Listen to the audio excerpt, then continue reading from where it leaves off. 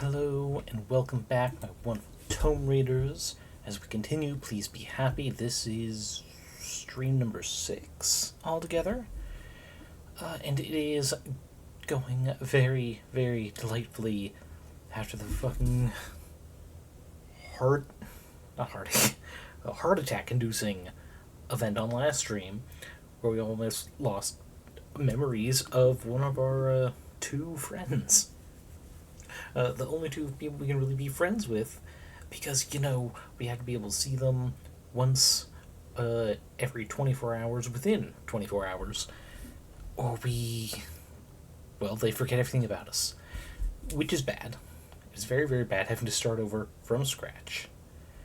But, we managed to meet them in time to keep those memories. We then figured out a way to be remembered by others without having to physically meet them every day, doing some video calls. Our test subject being Lena, the lovely bird girl. I'm not sure if we've been told what sort of fabled person she is. We just know she's got these, coverings jutting out from her hair, which would cover her ears, that are just feathers, and maybe some wings? Though, No, I might be just thinking that up, because if she does have actual wings, I'm thinking they're at her hips. I can't actually think of any creature that has wings coming from their hips but still have human hands for her to be based on, rather than just a similar interpretation for Anyway, yeah. That was about it. Oh, right. And we ended last stream having a nice little chat with Aspen when she came forward with some unfortunate news. She'd gotten some letters back from places she sent the book she wrote, and one of the ones she was really hopeful for, because she had a high opinion of him. I think is Purple Penguin, which actually should be right here. I know it's Purple something, yeah, Purple Penguin.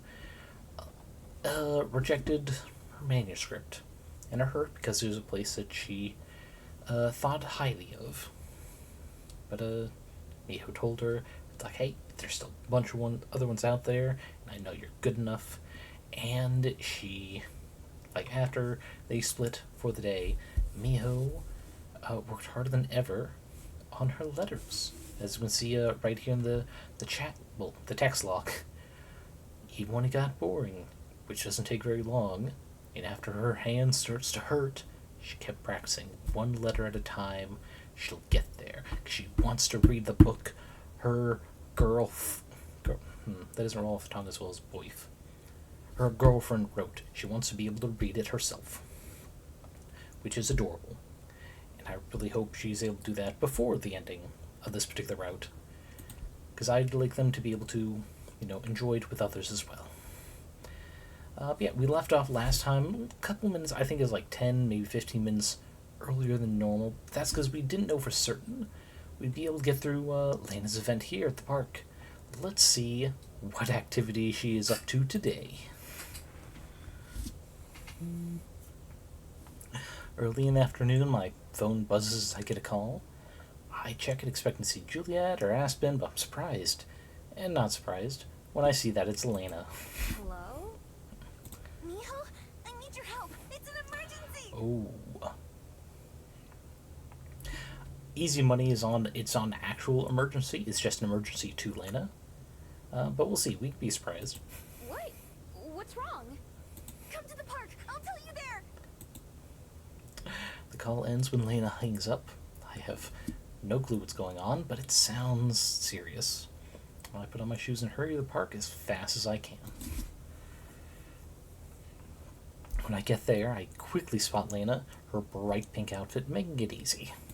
Lena, what's happening? She does have wings, okay. She's not been as common a character as Aspen and Juliet, so I forgot. That's on me.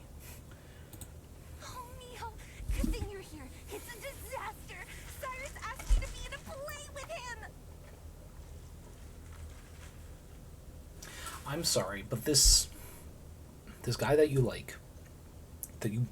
really like, has asked you to regularly spend time with him that is not, in a sense, a whole. It's like, hey, anyone who wants to join, like, volunteer work. It's like, hey, you're someone I recognize and I trust not to make this a disaster on purpose. Huh? Play? Wait, that's it? Same, Meow, same. What do you mean, that's it? I thought you were hurt or something. You said it was an emergency. It is! I have to give him my answer soon.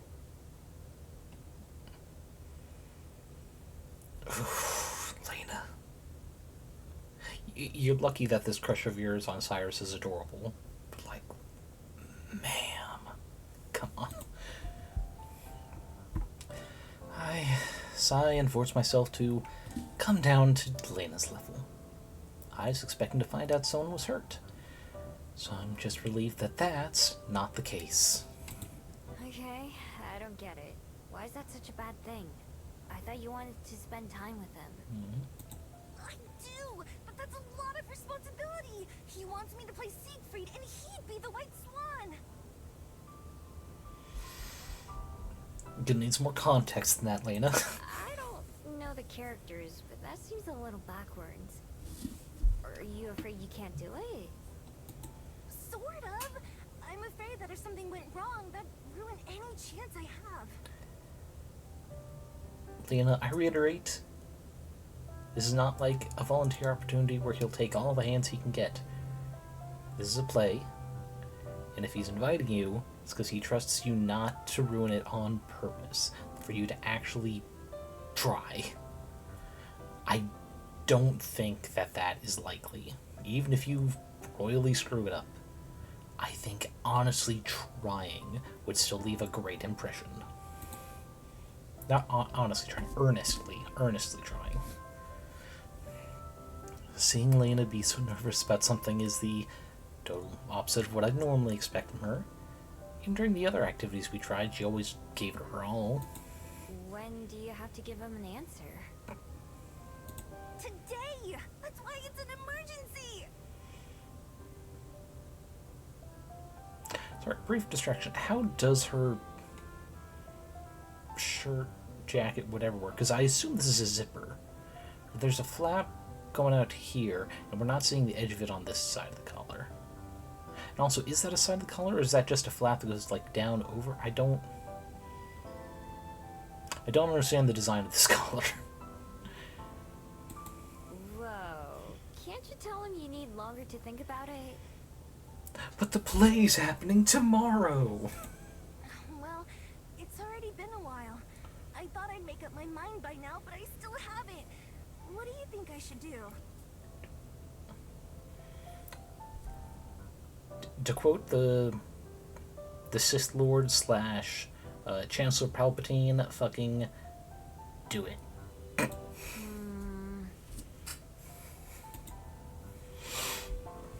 Just then, I noticed Cyrus himself walking up the path towards us. Oh, there he is. Lena turns to see him, then looks back to me with fright. I'm out of time. Out of touch. Oh wait, no, that's for Thursdays. Sorry. Out of touch Thursdays, when it is Monday. Oof. She tries to put on a cool face as Cyrus reaches the two of us. Hi there. Sorry to bug you, Lena, but have you decided yet? Come on, don't be wishy-washy on this. You aren't on anything else, ever. Not yet. Still thinking about it. Sorry. It's already been a week. Not for another 43 minutes. Then it'll have been a week.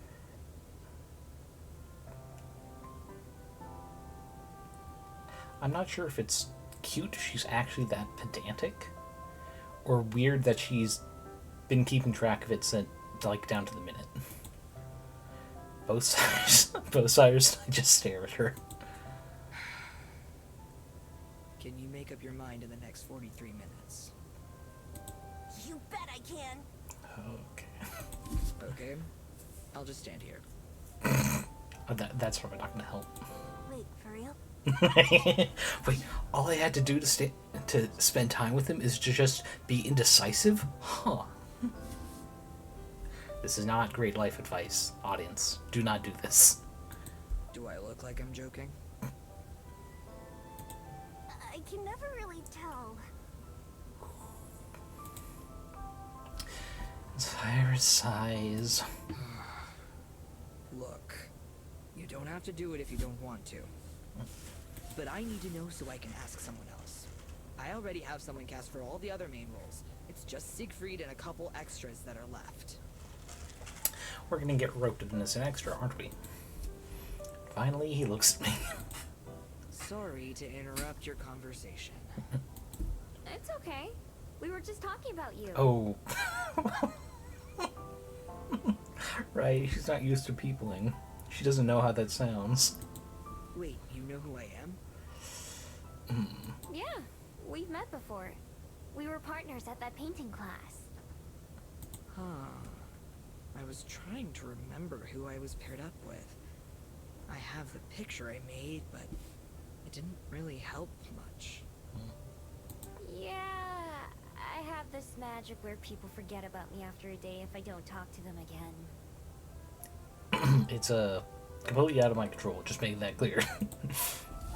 I've had to explain this so many times by now that it just feels normal to talk. We've explained this 2 times, and this is the 3rd. Really? I think I have that too, except it's not magic. Oh. Yeah, sorry about that, Cyrus. That sounds rough. How do you and Lena know each other then? We do a vid call every day. I talk about my life and Miho talks about hers. So far, that's only really half true, but I don't mind. I see. Say, Miho, right? How would you feel about being a tree? Like in general, or... Tree. Yeah, in the play, I mean. There's still a couple small parts like that that I need to fill. Oh! Lena's face lights up with excitement. If you do it, I'll do it. Come on, girl. Wait. My immediate reaction is to say no. Being up on a stage, in front of people, is still a lot for me. No matter how much better I've gotten at talking. It seems like it would be helping out Lena. And Cyrus, too. What would I have to do? Stand there. Haven't you seen a tree before? No, I think it's a legitimate question, because we're all adults here. I almost said, like, out of high school, but, I mean, if you never went to high school, you can't be out of it. You just never got in. But it's like, why does a play need a tree? Like, it makes sense in, like, kindergarten plays. Like, you want to give everyone part to feel, well, like, part of it. But does the tree do anything, or...? That's it. That's it? I sigh the heaviest sigh of my life. I hope I don't regret this. Fine. Both of them perk up, and I see an actual smile on Cyrus's face for maybe the first time ever. Cool. I appreciate it. We're gonna be great! You're gonna be the best tree in the play! This is when Cyrus says the only tree, or something. Rehearsal starts soon. I'll send you both the info. I guess I'll need to talk to you every day, too, right? How interesting it'd be if you didn't have to talk to us, but if you talked to, like, someone who was in close contact about us. That'd be interesting if it's, what's that usually called in some magic? Like, not like Magic the Gathering, but like some magic systems, it's like infectious magic or something, where it can hop from person to person to spread out. Yeah, otherwise you'd have to ask me every time. Oh, let's make a group chat! Oh, okay. So we're getting roped into Wing Woman regardless if that was our intention. Cool. Lena instantly pulls out her phone and starts tapping. I'm not sure. Ooh, too late. Done! Yeah, she works fast, Cyrus. You're gonna learn that. I feel my phone shake my pocket, and I see Cyrus checks his as well. I guess that works. Anyway, thanks, both of you. See you at rehearsal. See ya! Bye. Cyrus takes off, leaving Lena and I by ourselves. Thanks as well. I feel a lot better having someone else I know be there. No problem. Although, I'm not so sure about being in front of a crowd. Plus, all the other actors will forget who I am unless I talk to them too. Who cares? You're just a tree without speaking lines. Presumably. Maybe we can make a really No, big Lena, project. no. Reel it in. Don't. Well, I'm sure it'll be fine if you're just gonna be an extra. It'd be a bigger problem if you were gonna have a speaking role. That's a flag right there. We're gonna end up having to do a speaking role. I just know it. Yeah, that's true. Have you ever been in a play before? Not since I was in school, but I know the story and the part, so it should be okay. Now that I've decided, I'm gonna do my best. Now she seems more like the Lena I know. Fiery and full of energy. That was a surprisingly easy emergency to deal with. In fact, I'm gonna go start practicing. See you soon! Wait, don't you need the script just in case it changed anything, or? I wave goodbye as Lena leaves. I'm not entirely sure what I've got myself into, but I guess I'll find out soon enough. Not long after the sun went down, it started to get pretty cold. Clouds came in out of nowhere, and so did the wind. I find myself sitting in the windowsill looking out before I go to sleep for the night. It's cozy in here. I have plenty of extra blankets if I need them. My breath fogs up the window, but the cold stays on the other side. Up on Mount Victoria, though, in the trees and valleys, must be miserable out there. I wonder where Silver is, and how she deals with the rain. Does she make a hole and burrow underground like I used to? Or maybe she finds somewhere dry to sneak into, like an empty shed or abandoned house. Also, hello, Brazen. Finally home from visiting the great old ones. Congratulations on getting home safe. 100 Discord notifications plus all the conversations that didn't involve you later. You're pretty much done with that backlog. Now to the next backlog. Best of luck catching up. So, actually, while on the subject, how are you liking the recent freaking Discord update? Where if you look at all the notifications from different channels, how you can both mark the whole thing as red, but also collapse it. Because honestly, I don't like the collapse thing, because they put it where the mark as red thing was, but also on shorter lists of only 2 or 3 messages, there is no collapse, which means the mark as red is back in its spot. Which means if you're oh no, nothing in that area is currently referring to me, you have to bounce between 2 locations.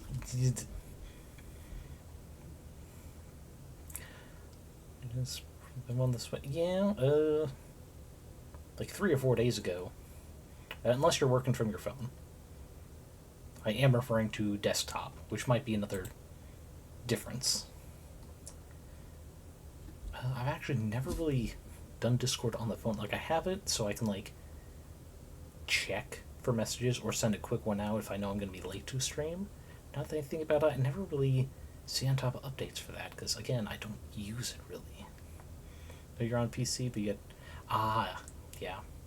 If you haven't run an update and your PC was left on, yeah, I can see why it might not have updated. Let me tell you, Discord update with dumbass feature that I'm not sure if anyone really asked for. Now Windows wants an update. I'm sorry, that's on me. I totally jinxed you there, unintentionally. The fucking cursed word, necessary update. Ooh. Sorry about that. But hopefully the computer does not say none of you have to do it now. Now that we've shown you have to do it, and that you're able to just put it off for another day with less shit going on. I mean, you've got a second backlog to work through. But yeah, glad you got home safe, and hope you're able to have some nice chill time in the chat for a little bit. Let's see, yeah, read all that. Silver is rude and abrasive and hasn't said a single nice thing to me. I hope she's safe anyway. As the only other Gumiho I've met, I can't help but care about her just a little. You just Steam library, your backlogs are backlogs. Yeah, I feel that. But thankfully, more of my Steam library is just free games that I just keep putting off. Even downloading, so I can't even blame you. You have unplayed games with a release date as far back as 1990. At least, I mean, that's not super impressive. Like, not to belittle it or anything. It's like, you can get some nice classic games, like I Have No Mouth and Shit, I can't remember how it's worded. I Have No Mouth and I Must Scream, I think. Which I got because it was referred to as, like, a good game, both for its genre and the time. And I'm not smart enough to go through it. One day I'll give it a serious attempt on a stream or something so people can, like, either help or mock me, whatever makes the stream more fun. Ugh, one of those things I just put off. Yeah, that's an old game. I doubt she feels the same way about me, but that's okay. I wouldn't either in her shoes. Still, I know how bad it feels to be stuck out in the cold, with everything turning into mud around you, or shivering under a tree that blocks most, but not all, of the rain. Wherever she is, I hope she's warm and dry, not about to knock on the library's door. Okay, that is just like the comedic timing of like having those thoughts, then just downstairs. It's like, good lord, we summoned her. I wonder if that's the first time someone's wished that for her.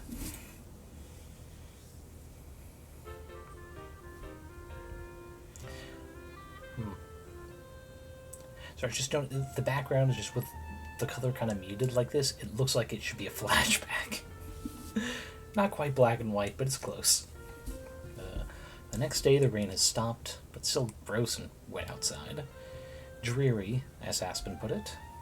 Still, it's as busy a day as I've ever seen at the library. My main job is stopping people at the door and getting them to wipe the mud off their shoes before they come in. I care a lot about it because my secondary job is cleaning up mud off the carpet. Door swings open, the big Cyclops stomps in, looking around. Hiya! Welcome to the library. Wipe your feet before you come in. Pardon? I won't be here long.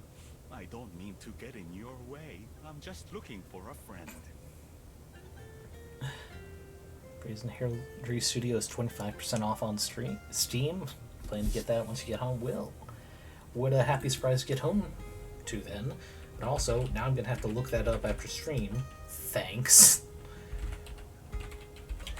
For a potentially cool game to check out.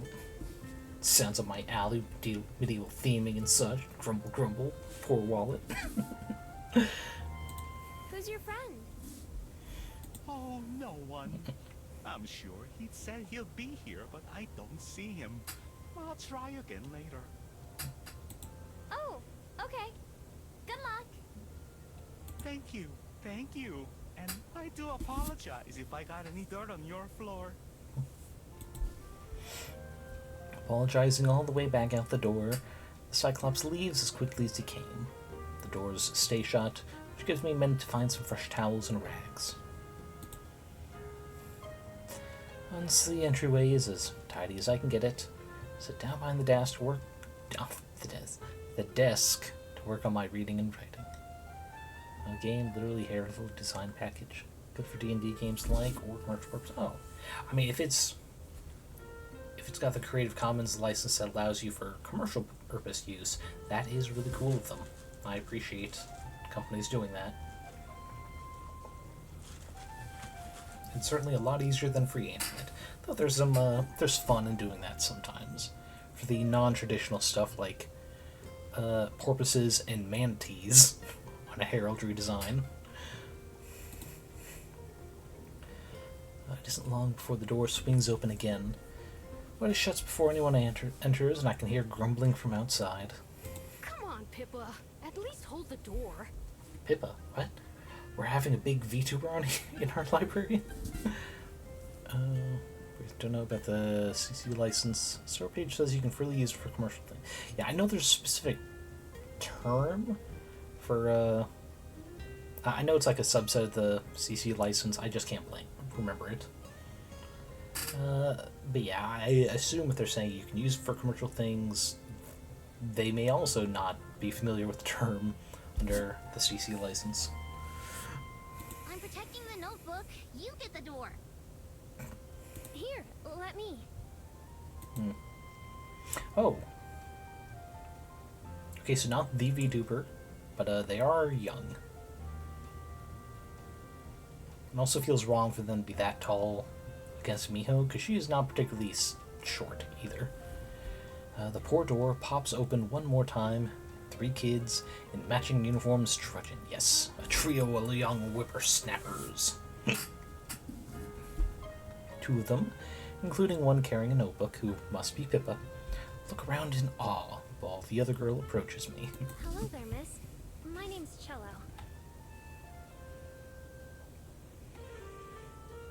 Well, thank goodness your parents weren't rude to your teachers and went with a fun spelling of cello.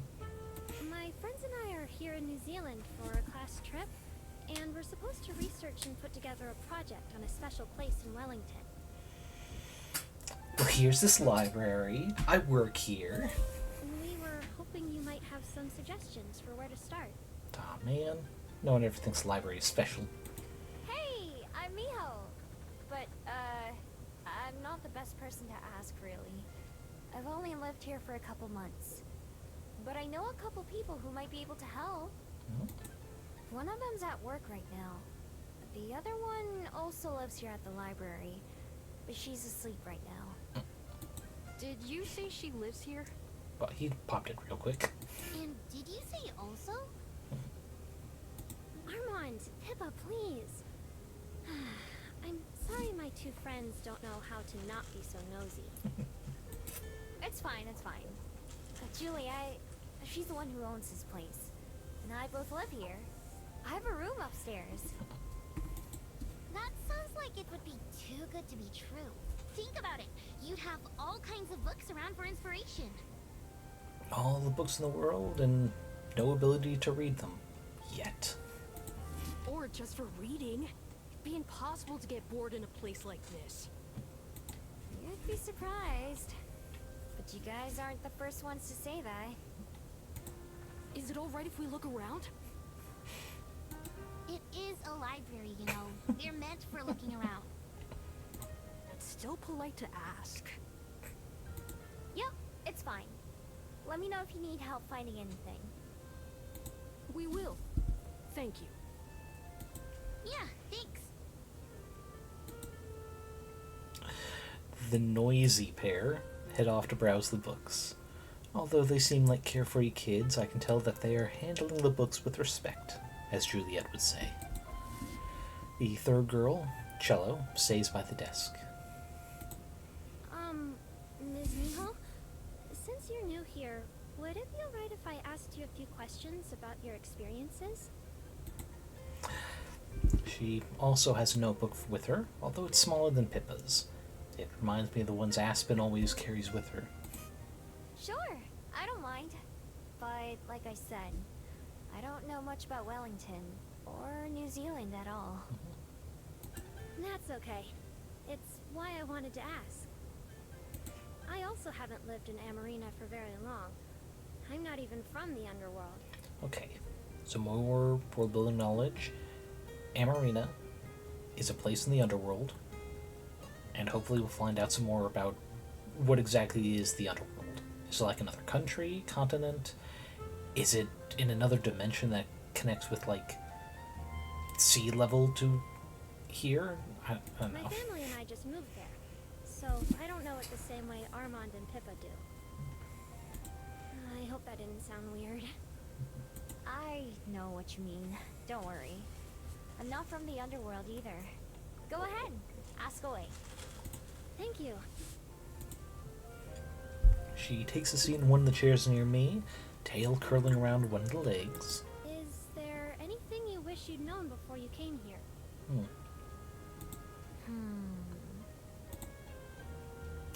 Looking out the window, I can see my answer. I wish I'd known how rainy it was going to be. I wasn't prepared for it at first. Do you not like the rain?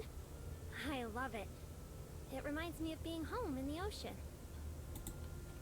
She flaps her tail enthusiastically. Below frame. I wish it would rain every day. That was one of the hardest things to get used to when my family moved on shore to Amarina. Okay. So Amarina is in the underworld, but where she used to live was considered offshore. So it sounds like underworld is the name of a continent, or at least a very large island. Maybe another Australia popped up. It's so dry, even with the canals. Is there anything that makes this city different from others you've been to? Or anything you miss? Wait, hold on. What if... Like, I was joking there about it being another Australia. What if the underworld is just this game setting's name for Australia? Because it's, down under the world.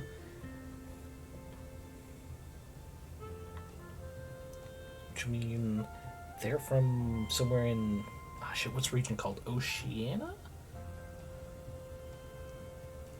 That'd be interesting. It's hard to say.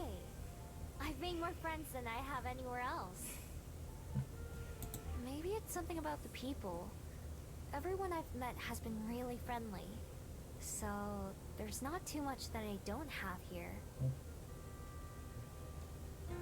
See, if you're asking why I say Oceania, I'm going mostly off of a world mythology book I've had since forever, which kind of grouped a bunch of, the small island cultures that are, between the triangle of Japan, Australia, and California, because that's how they called it. I mean, it's probably not the official name for it, but it's the first thing that came to mind. Oh, that's good to know.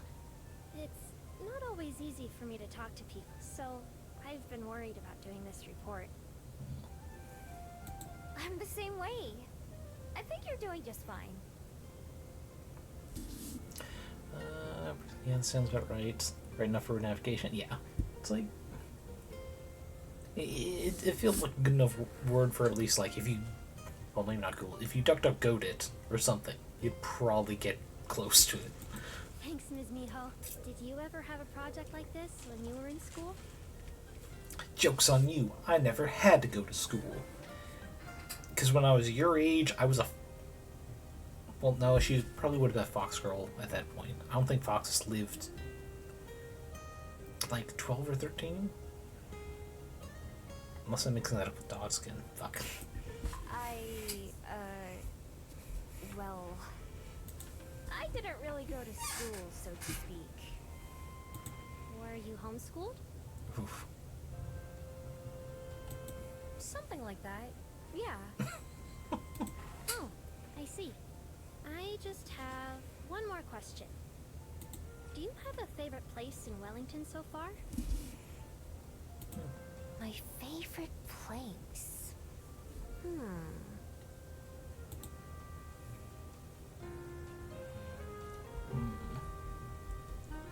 Man, I was really hoping I would have been able to say the docks. Because that's where the fisher guy is, teaching us how to use the rod. And it seems like something the kids could potentially write about.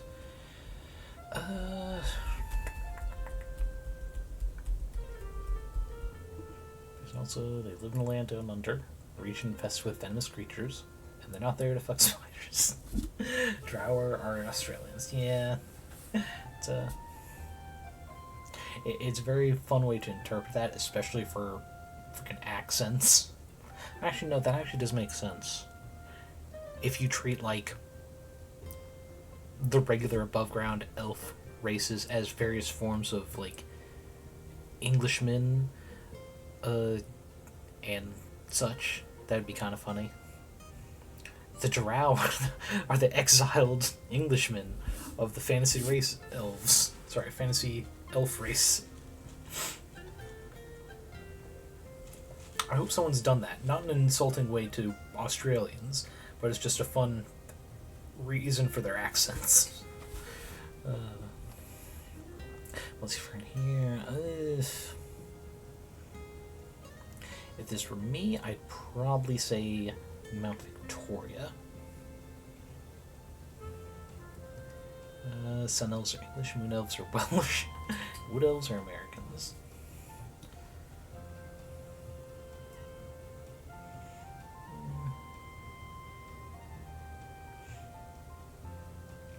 I'd say that's close enough. Like, I personally would probably say Welshmen are, going by D&D elf races, the High Elves, the magic, and that's mostly just as a reference to Howl's moving castle, and the fact that Howl is a Welshman.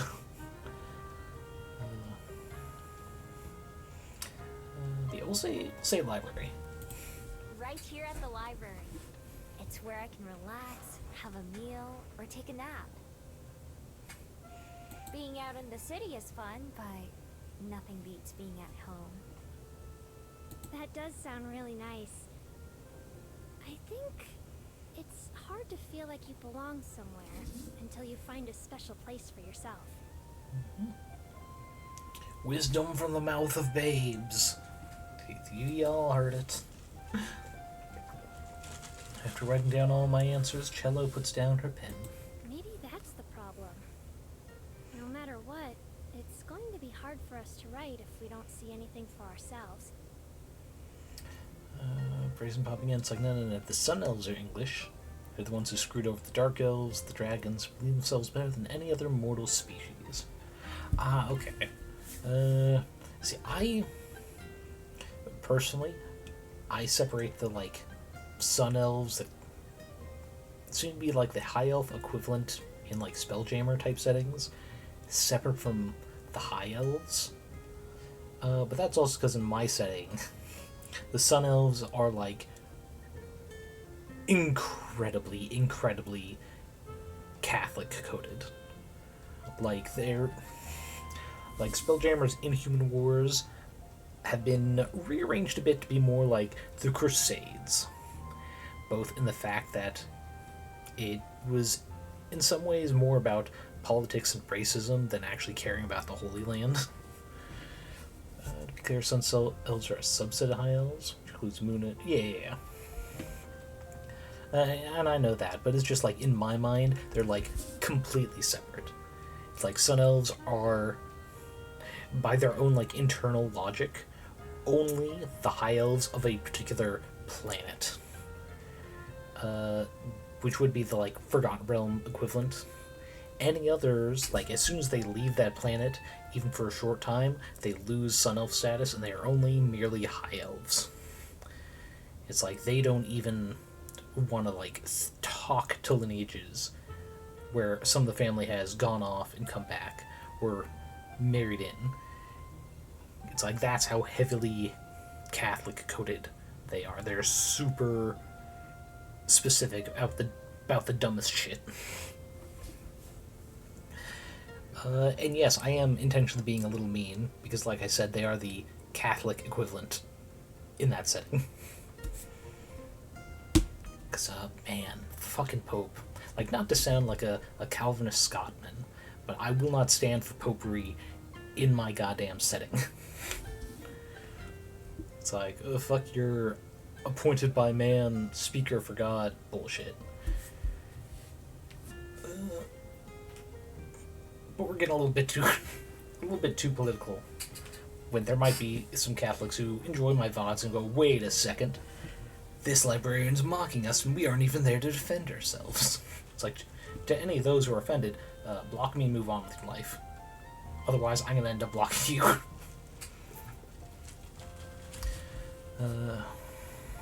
Yeah, I just thought it'd be fun to make high elves like their own internal. It's like, no, they're totally different for arbitrary reasons that are dumb as hell.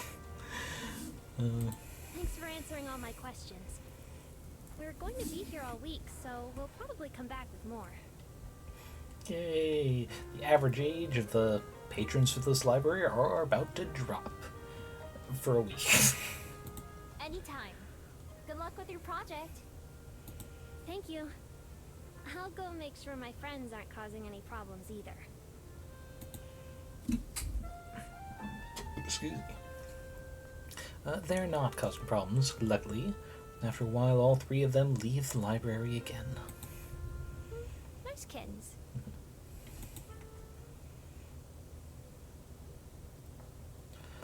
Alrighty. Ooh. Okay, so we can do whatever. Oh, let's see. The existence of the Catholic Reformation implies the existence of a preceding Catholic formation and a Catholic deformation. I mean, history gets lost all the time, and you know what they say, the winners write history.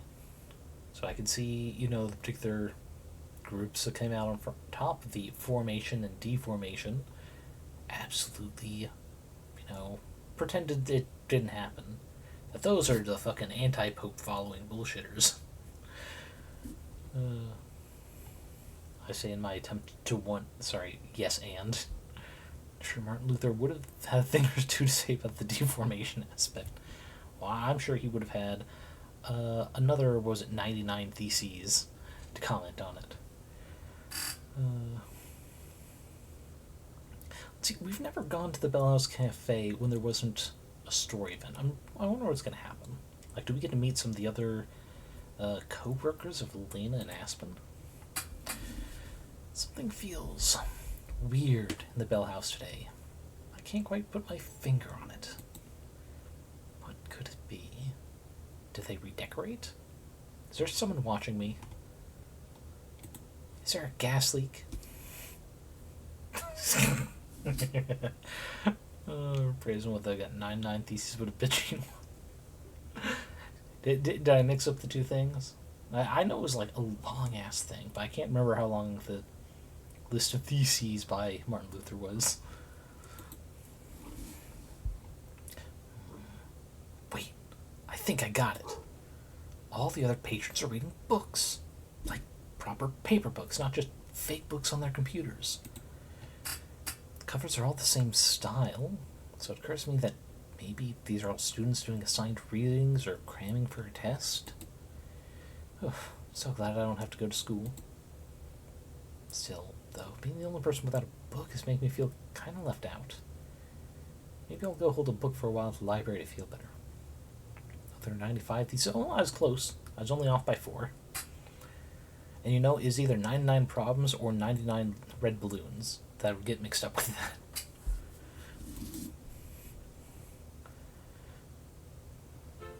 Whole day to ourselves, finally! This has been one of the busiest weeks of my life. Mine too. But in a good way. Oh no, I just realized. After Miho learns to write properly, she might have to learn how to write in cursive just so she can sign her name. Of course. The best way. Alone with just each other in the library, Aspen slides her chair closer so she can kiss my cheek, be cute in the fucking library. What do you want to do today? The world is our oyster. Oysters. Wanna get lunch? We just finished breakfast. It's never too early to start thinking about lunch. Laughing, Aspen stands up and offers me her hand. It's a little early for that, but I could do with some fresh air. Care to join me for a walk? Sure. I'll go anywhere you want. Her hand squeezes mine as we step outside into the daylight. Everything feels different and new when I'm with Aspen now. Something as simple as walking down the hill from the library. Something I've done almost every day for months now feels more special with her next to me. I had been expecting falling in love to be harder, or something I have to push myself to do. Been surprised by how easy it is. What about this sentence tripped me up? One sec. Been expecting.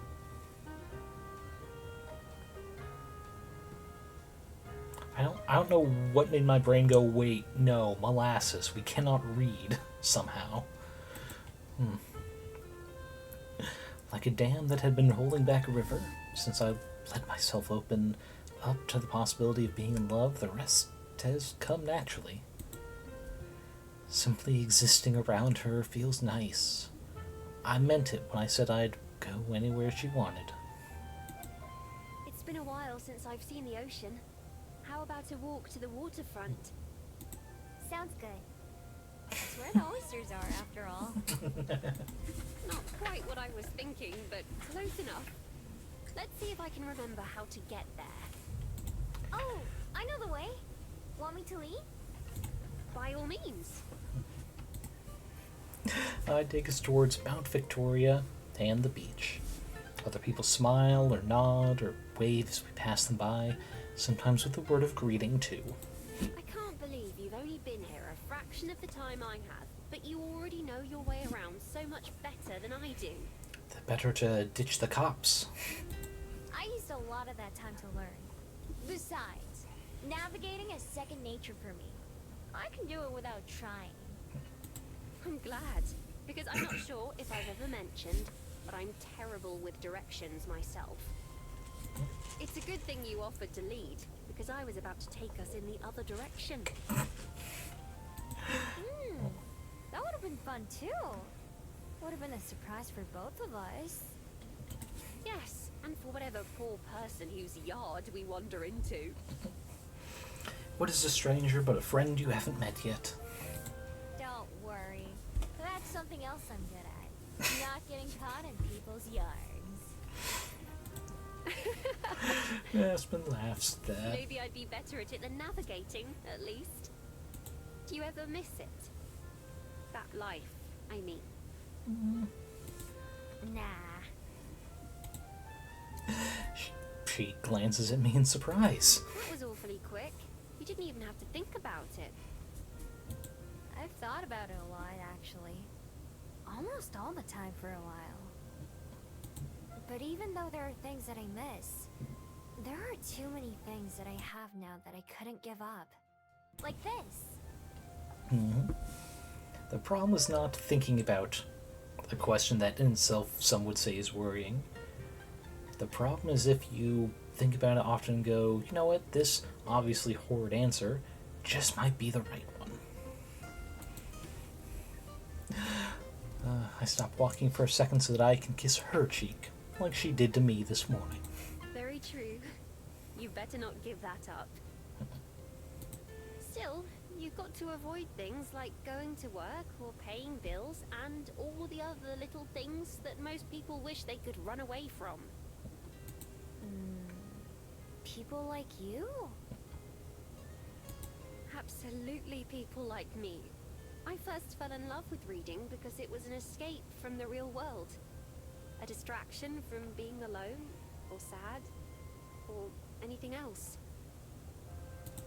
Even if I couldn't live an exciting life, at least I could experience one through someone else's eyes and words. In those stories, there were often characters who remind me of you. Going wherever they please, doing whatever their hearts tell them to. Having wished so desperately to go from my normal, boring life to one of adventure, I would certainly understand if you ever wanted to go back to it. I just shake my head. You've got it all wrong. Is she about to bring the reality to it? What you just said about going where I want or following my heart, I'm doing both of those things right now.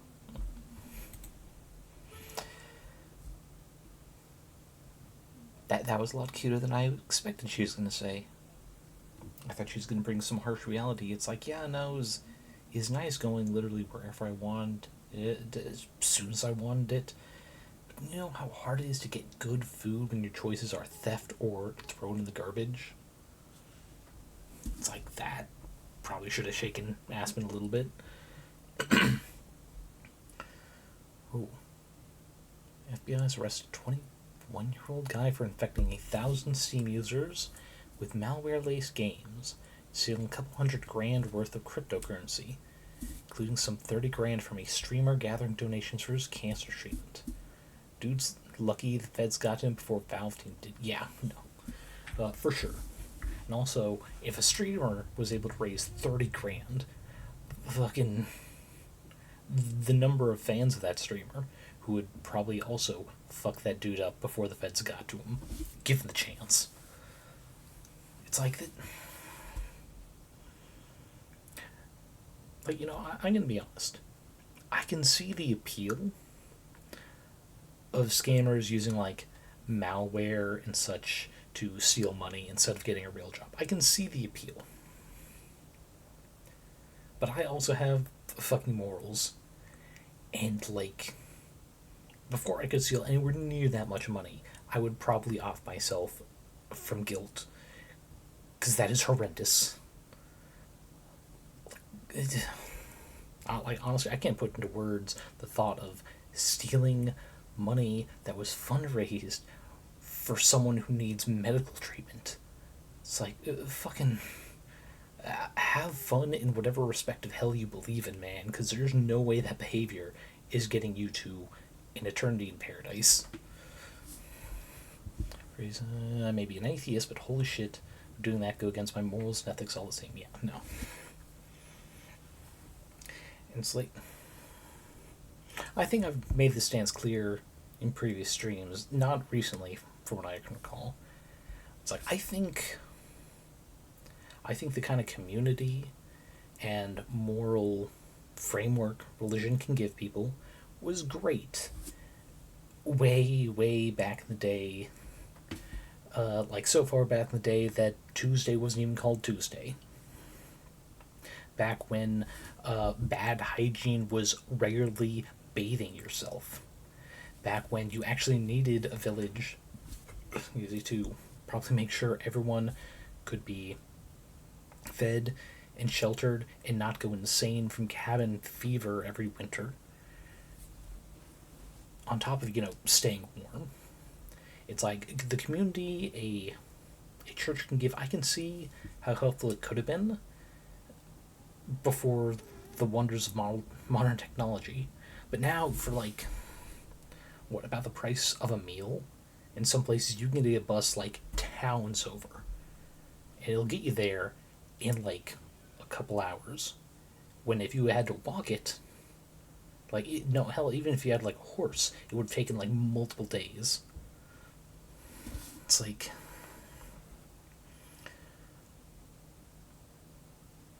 faith gives individual meaning, organized religion provides societal control. Yeah, I think that's a better way to put it than I would have gotten to the same message. It's like, can morals and good teachings be found in religion? Yes, absolutely. But the bigger a religion is, the less worthwhile it becomes. By bigger, I mean like the area it spans. Fucking how many First Church of such and such denomination of Christianity can a town hold, really? Like, no, this one's Lutheranism. The one over there is Roman Catholic. It's like, who fucking cares? You're still using the main translated book from a language that you don't know anyone who can even read it, let alone speak it. All the translations give plenty of time for authors to translate a particular meaning that was not actually there. Whether they were told to, or because they want to put their own message in it. The further you get from the source, the less trustable it is. Because anyone who can twist it to their own means, fucking the mega churches with the bands, the bandstands, the big crazy spectacle that promise miracles to fix your kid's legs, then, never do. They're scams. And there are other churches that are also scams, but they aren't as obvious with how they're misusing money. It's like, that's what sucks. So thank goodness the internet was invented so people can find friends and community across the world from people who are not going to demand living a certain way or donations every week for you to feel loved and cared for and as part of something bigger than you are. And also without the threat of fucking torture for eternity if you die without having done enough good things. Fucking threat right there. And I fucking saw that flicker power. Don't you dare go out over one measly thunderstorm. We need the rain, but not at that cost. Actually, on that note, I'm also going to save because I'm a little scared. This one would be this one.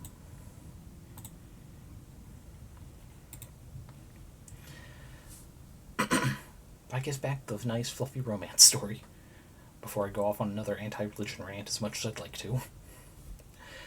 We're not too far from the water, but we're even closer to Mount Victoria. Looking up towards its top, I have an idea. Do you mind if we go up the mountain a little bit? I want to show you something. The mountain? I'm not exactly dressed for hiking, or built for it. Is she gonna share her den? That's fine. It's not a hike. It's pretty easy to get to. Alright, well, I'm up for it. Lead the way. Again. We take the regular trail up towards the top, but before we reach the summit, I'd lead us off the path. This way. I can see the curiosity on Aspen's face, but she doesn't question me. It'll be easier to just show her anyway. It's slower as a human than as a fox, but it doesn't take us long to reach our destination. Ta-da! Here we are. And this is... where? Oh, is this gonna make Aspen more sad than, feeling compliments like you're willing to share this with me? Home sweet home. Or at least it was. My den is in even worse condition now than it was last time I came. I actually have to spend a moment looking for the exact spot. Once I find it, I move aside some of the brush that's built up over the heap of mud. This was my den. I lived here until Juliet let me move into the library.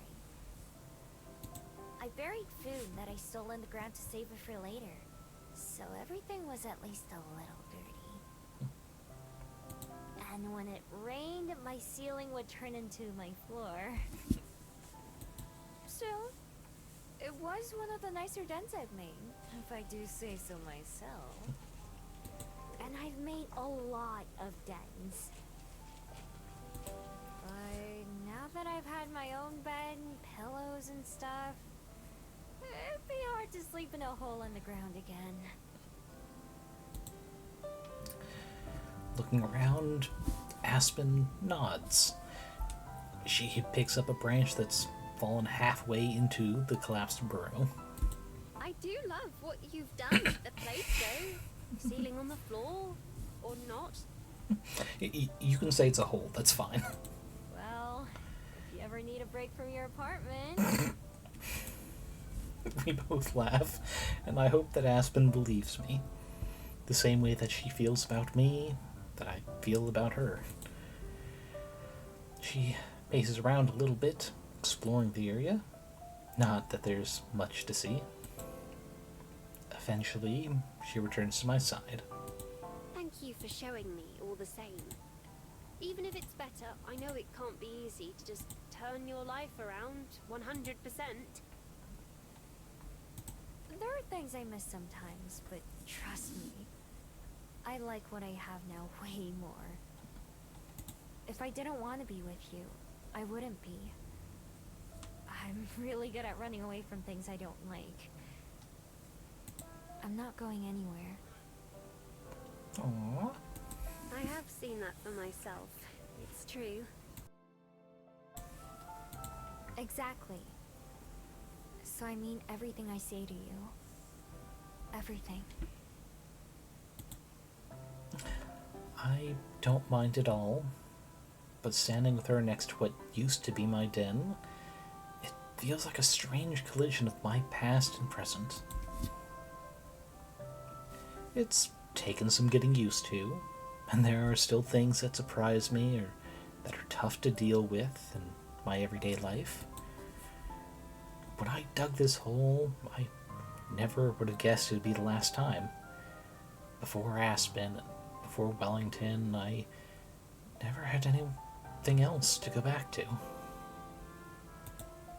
But being here, and seeing what I did leave behind, I don't regret that life, but I don't miss it. Every day is better with Aspen in it, and Juliet as well. I just have to do my best to make sure that's true for them too. Judging by the way Aspen holds my hand as we go back down the mountain, and the way she laughs at all my dumb jokes, I feel like I'm doing an okay job so far. Alright, another fun little event. Let's see. Ooh, back to the waterfront. Get to meet the wonderful fisherman who has taught us so much. Are we close to the point where...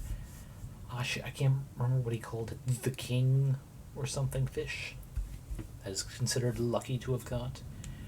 As evening rolls around, I walk down to the waterfront for a special treat. Both days so far that I've checked in with Mr. Kim, he's been enjoying some kind of delicious-looking meal that his wife prepared. When I mentioned how often I miss Korean food, he promised to treat me to dinner tonight. Most of the times that I've gone to the fishing spot, it was with food on my mind. I wouldn't have expected this to be the first meal I actually get out of it. Oh, he actually looks younger without the sunglasses. The beer is mostly empty when I get there, aside from Mr. Kim himself. He waves merrily as I approach. Oh, mijo, 안녕. Being greeted in Korean surprises me, and it takes me a second to respond properly. 안녕하세요. I'm more than a little rusty when it comes to speaking Korean, but I think I managed to sound okay. Still, using the common language is a lot easier at this point. Glad you could join me. I've brought us a feast. Sure enough, he has a few bags full of plastic containers sitting by his chair. Ooh, thanks. I've been looking forward to this for hours. Me too. There's nothing like a home-cooked meal to wrap up the day. Go ahead and have a seat. He gestures to another chair, as well as a small folding table with a cloth draped over it. Don't mind if I do. Mr. Kim hands me a plate and a small bowl, and then starts stacking the food on the table. I watch as he lifts box after box from the bags. I'm reminded a little bit of Juliet back when I first got here. Although Mr. Kim accepted my explanation about my magic pretty easily, it's still awfully generous of him to do all this for my sake. I'm definitely not complaining, though. I can see kimchi and rice, plus a couple other things that I don't recognize or don't remember the names of. This all looks delicious. Thanks for bringing it. I'll tell my wife. She's the one who did the cooking, and she says she hopes that it reminds you of home. That raises a brief thought. Can people remember Miho if others only, tell them about us? Or somehow did they forget that too? When was the last time you visited Korea? Oh gosh, hundreds of years ago? It's been a really long time. I don't even know how many years. No family back there? Nah, I don't have any. I didn't have any friends until I came to Wellington either. Ah, of course. But you do now, at least. We may go at different speeds, but eventually we all end up where we're meant to be. Yeah, I never tried that hard before either. Now that I have a phone and stuff, it's a lot easier. Well, here's to new old friends then. He pours 2 cups of cold barley tea and hands me one. Then he retrieves an even bigger thermos, carefully fills 2 bowls with its contents, while some jerk revs out of their frickin' driveway.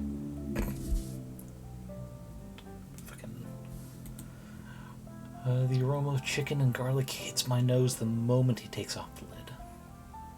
It's been years since I've had it, but I still recognize that smell immediately. Is that samgyetang?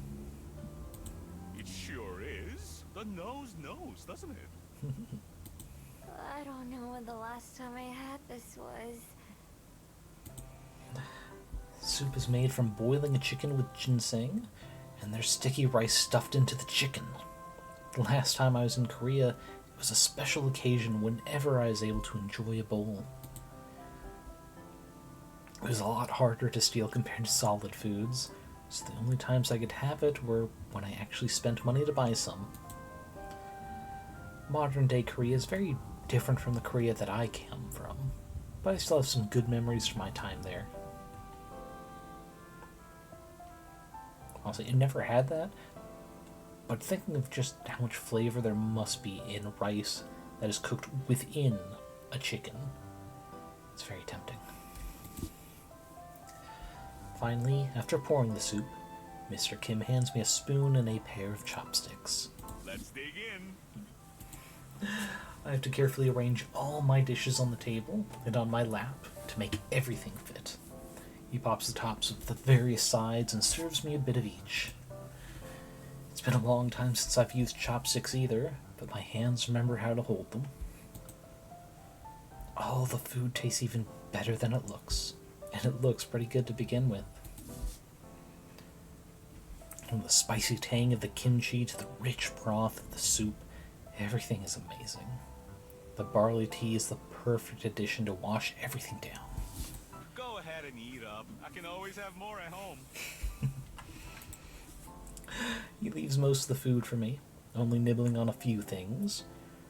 When all the containers are finally empty, I dig my chopsticks around to scrape the last few bits and pieces. That was so good. Thanks again. Of course, of course. It's always a pleasure to share dinner with a friend. Do you ever eat the fish that you catch? Sometimes. Or sometimes I'll go purchase some from the market. Next time, I'll have to bring you some meontang. Yes, please. Mr. Kim chuckles, then slaps his knee and stands up. I am familiar with this motion. I also do this. Well, it's about time for me to be heading home. Thanks for the company. Thanks for the meal. I help Mr. Kim back up all the empty containers. He loads those onto a basket on a bicycle and then, with one last wave, sets off on his ride.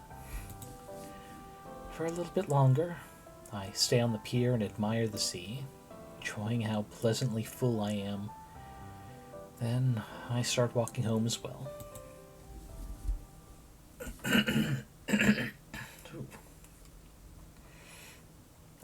Lena's in the park again. I guess it's time to rehearse. Only a few days after I agreed to be in a play with Lena and Cyrus, it's time for the first rehearsal. Even though I'm not going to be as involved in it as they are, I still want to see what everything is like. I head to the park and find the area that's been set up to practice. When I get there, I find a bunch of people waiting, more than at any of the other activities I've tried with Lena. Most of them are reading through thick packets of paper, standing alone or in small groups. Lena's one of the people on her own until I go and join her. Hey, Miho. Ready to be a a treat? As ready as I'll ever be. What about you? Are you nervous? Me? Nervous? No way! Says a girl who thought it was an emergency to even join.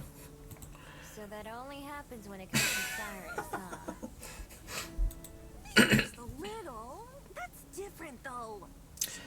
You know what would make it not different, though, is if you actually asked him out or something. Just saying. Hey, you should go find him and get a copy of the script, too. It isn't hard to locate Cyrus. He's surrounded by a few boxes of props, snacks, and other supplies. Like Lena promised, or maybe threatened, he's been included in our check-in calls to make sure he remembers me. He nods when he sees me approaching. Oh, it's my favorite tree. You know what? From a dryad, that's probably a high compliment. Hey, Lena said I should get a copy of the script. That's a pretty good idea. Let me find yours. He digs through a bunch of copies of the script until he finds one with my name on it. Here you go. I marked all the parts where you'll be on stage. I flip through the pages. A few sections are circled in a red pen. I'm glad he did that because it'd take me a long time to read through the whole thing on my own. Do need some post-it notes or something. Feel free to relax for today. We'll do some dry reads and not much else. Okay, I can do that. Because I'm a little bit of a smartass. If I did this and I was a tree with no speaking lines, I would probably just stand up during the parts where I would be on stage. It's like, oh, the scene's ended, sit back down. I wander back to Lena, who's boldly speaking to no one. But Mother, today is my birthday. It's not necessary to... She stops, shaking her head. Maybe a bit more whiny. But Mother... Oh, Miho! Tell me which one you think sounds better. She repeats the line she was just practicing twice. Just like when she made a drink to compete with Aspen, I have a hard time telling the difference. The second one. Okay, I thought so too. In ballet, you don't have to worry about talking or sounding good. This is harder than I thought. Have you done the ballet version before? Nah, but I've seen others perform it a million times. I'm sure I'd end up doing it someday if I'd stuck with ballet.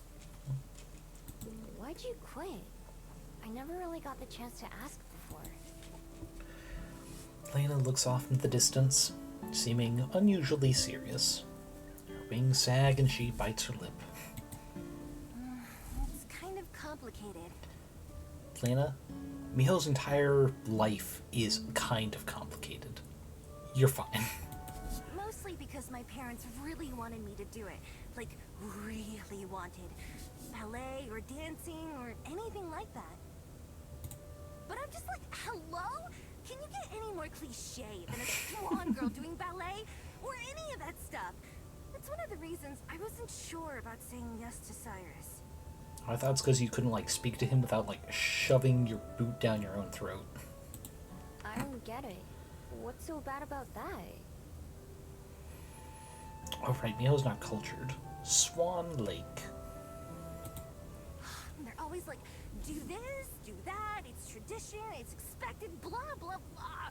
I don't want to live my life like that, you know? I want to do my own thing. That's right. Quote Miles Morales. That'll give you some confidence. So you quit ballet because you don't like it? I do like ballet, and I'm good at it too. But if I kept doing it, it wouldn't be for myself. Does that make sense?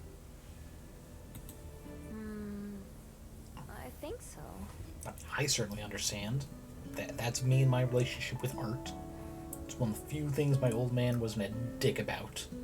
And the sort of relationship we had, finding common ground they weren't going to yell at me or be a dick about, was nice. and now I could draw real good and not write as good, despite the fact that I like writing more. It's annoying. It reminds me of some of the conversations I've had with Aspen and Juliet, where they encourage me to do things for myself. Lena's in the same situation, but from a different angle. Anyway, now that I've said yes to doing this, I'll do my best. I've got to be the best actor in the whole performance. That sounds more like the Lena I know. I let her practice her lines to me, sometimes saying the lines for other characters if she asks for it. Eventually, Cyrus calls everyone together to do some parts as a group. I sit on the sidelines and watch. Both Lena and Cyrus give it their all, just like Lena promised. Some of the other actors sound a little bored or unsure of themselves, but those two don't have any issues. After a while, Cyrus calls an end to the rehearsal, and we all go our separate ways until next time.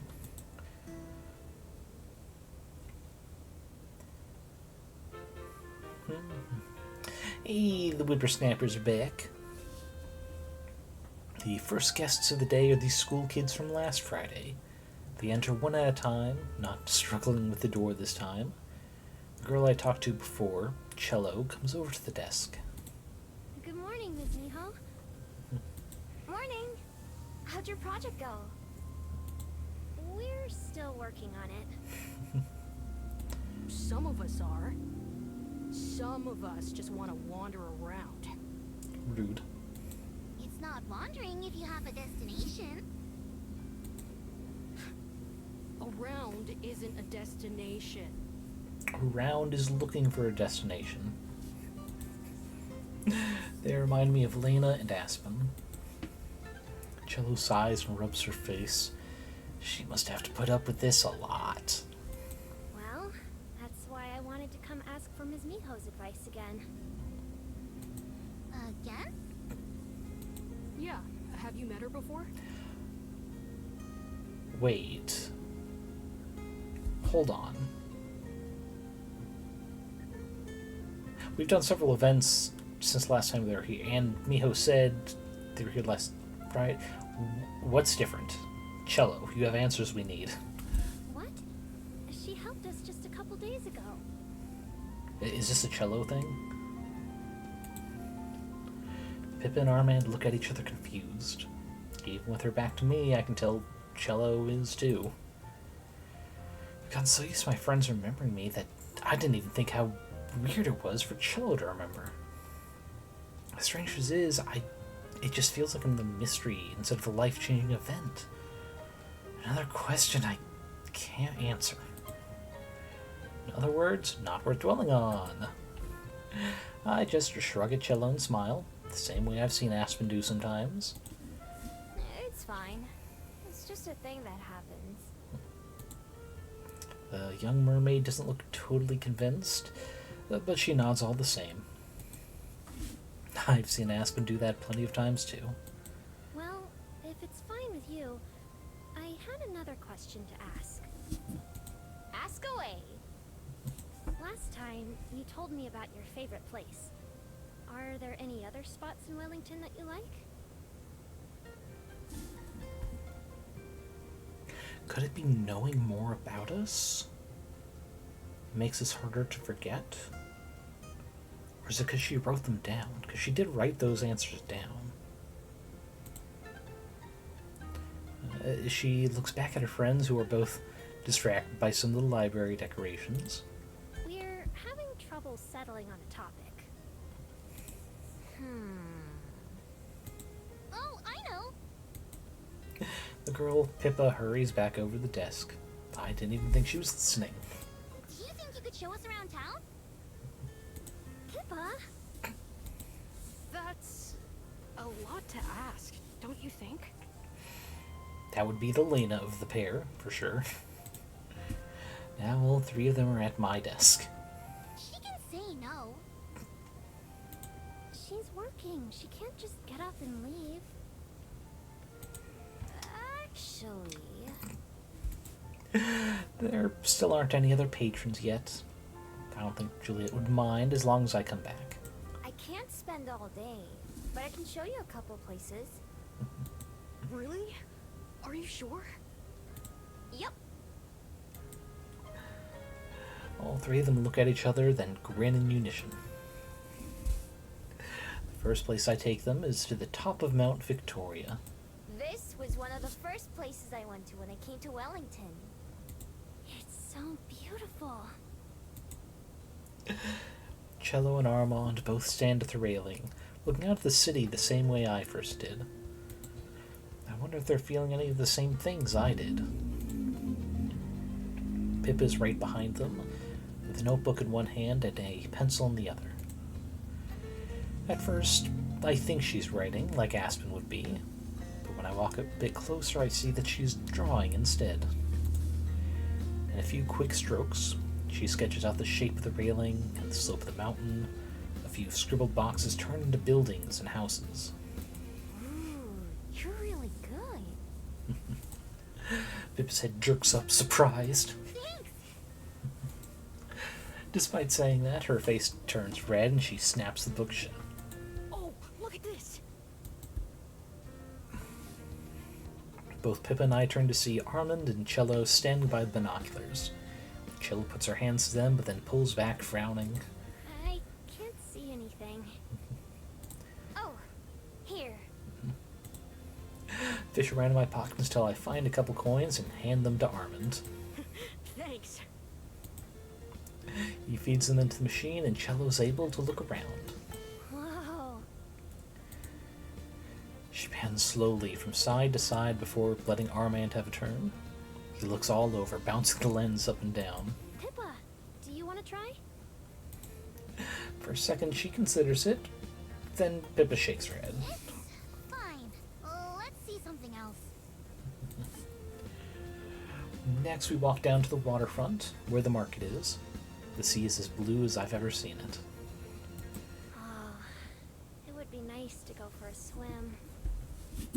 Maybe for some of us. Is there an ocean near where you guys are from? Oh no, but there's a giant lake and tons of canals. Cello spends basically all of her time in them. I'd rather take a boat than an airship when possible, even if it's slower. You would have swam all the way here if you could. So, there's just something about being on your own with the ocean, when you feel like you belong. What if we did our project about this beach? I definitely don't belong in the ocean. Can we pick something else? I mean, there are some birds that can handle water, but also you've got mammalian ears. It makes me think bear, but that doesn't seem right. But also they have wings, so... I'm with Armand on this one. It's the same as any other ocean. You guys just can't see it, I guess. Although she looks a little disappointed, Cello keeps going with a shrug and a smile. We take my usual path and end up back at Cuba Street. Like always, it's live, with all sorts of people doing all sorts of things. And as we're walking, Armand suddenly stops dead in his tracks and points. Are those movie cameras? Are they filming something? Without waiting for an answer, he runs off towards a corner of the street that's fenced off. Huh. That fence wasn't here before. Well, they might actually be filming something. Armand comes to a stop against the fence and wraps his fingers around one of the links. Sure enough, there's a whole crew of people operating cameras and other gears and motorcycles again. Whoa, Like it's fucking... they really are making a movie. It's getting kind of dark out and they're heading out. Lord. What do you think it'll be about? A few people sitting on a bench across the street are dressed in costumes, although it looks like they're taking a break. One of them carries a big staff, and another one is messing with a necklace that he's wearing. Most of them have swords at their sides. Some kind of documentary, maybe? A documentary, Mio?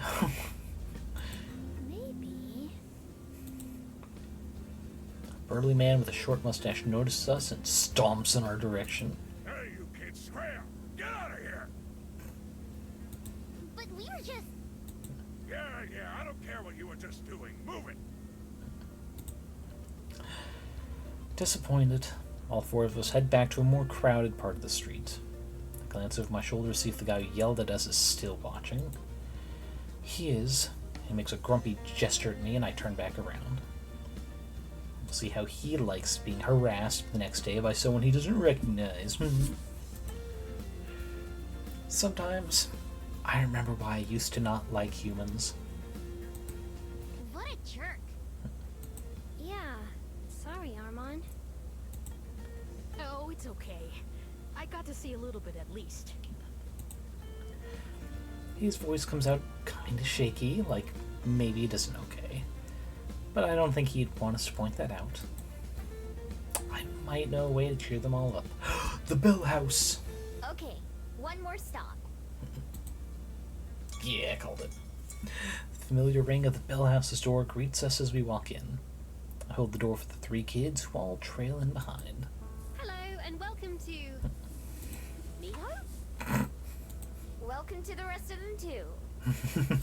Oh, yes, of course. Welcome to the Bell House. Pippa looks from Aspen to me and then back. Are you two dating? What? How the... You... What? Huh? I mean... Yeah, but like, how'd you get that from that little interaction? How could you tell? And Pippa shrugs. Just kiss. Well, yes, we are. That's why I was rather surprised to see my girlfriend. You must be the students here from out of town, right? Yes, that's right. You already knew about us? I heard a bit from Miho. Anyway, it's nice to meet you. What would you like to drink? He'll be on the house. That means it's free. Pippa gives me a strange look. I know what it means. Aspen bites her lip to keep from laughing, but I can see it in her eyes. I smile too. Looks like she face planted from the moon. I mean, it's one of those, like, I don't want to say childish, but it kind of is, like, when you find out something new and you get that opportunity to, like, show that you remember it, so you talk about it. But I mean, she's not been sheltered, but she hasn't had an opportunity to learn things the way other people have. It can feel nice to know something and feel smart for a moment. The three kids place their orders and then go sit down while I stay at the counter. Babysitter for a day? They wanted me to show them around town a little bit. I need to I get mean, back to she the looked completely library lost, soon, confused though. from, oh yeah. No, when she's like, it's like, are you two dating? They're both like, what? That did not help. And then she reveals that she knows what it means when something's on the house. It's just like, I know. It's like, jerk, I'm just sharing. Maybe not everyone knows the first time they hear it. Grumble, grumble. A guided tour of Wellington from Miho? How can I sign up? Just ask. Although, your boss might not be as happy about you skipping work as mine. True. Maybe I should take that store position after all, so I can make my own hours. Oh yeah, I forgot all about that. Are you still thinking about whether or not to do it? Yes, it's practically all I can think about when I'm here. I have to give Regina an answer by next month, though. I'll talk to you about it later, though. What would you like to drink? Surprise me? All right. I'll be back in a bit. Okay, see you soon. Your tum demands a sacrifice. Well, go ahead and find a good offering that your tum does not demand more, I suppose.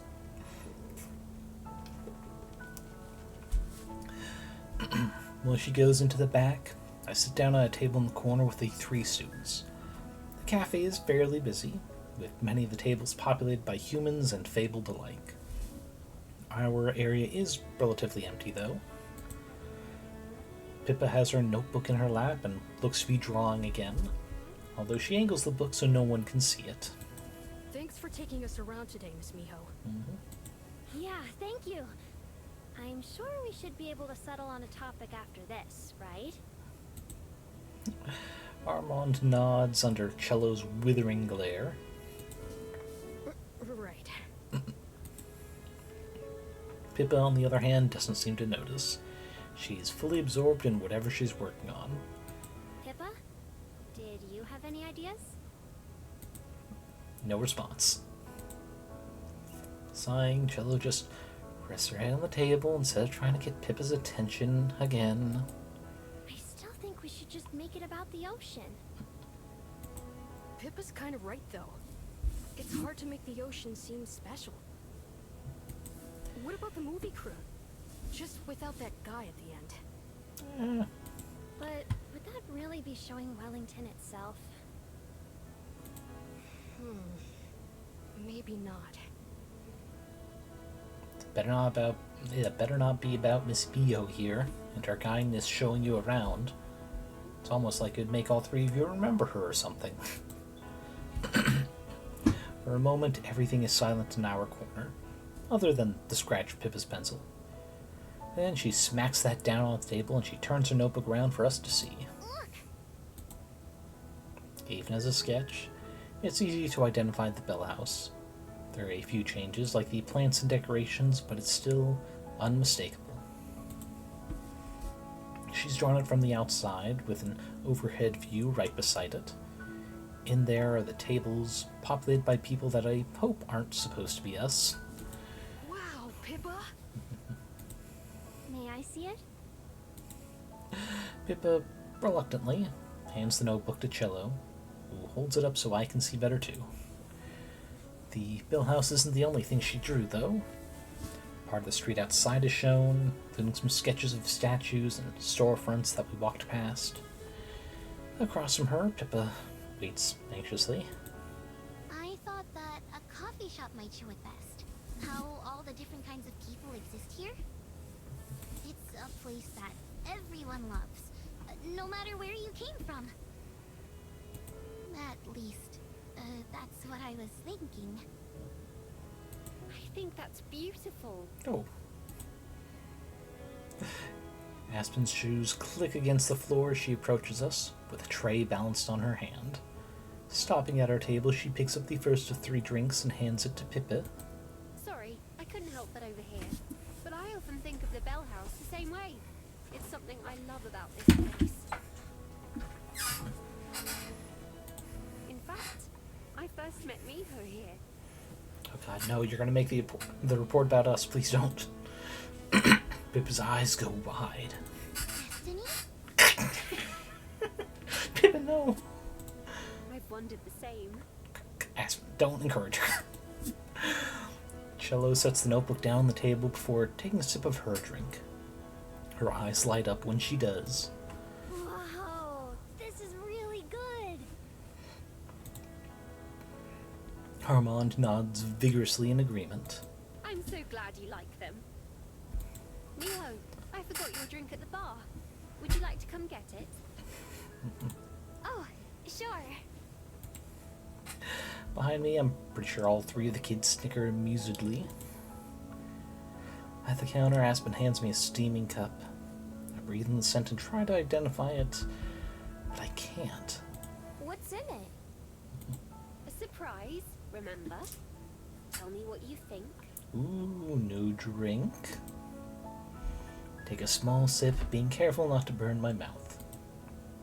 At once, a variety of flavors meld together. There's chocolate for sure, but not overly sweet chocolate. There's also coffee, but it's not too bitter. On top of all that, there's another taste. One that I recognize but can't place.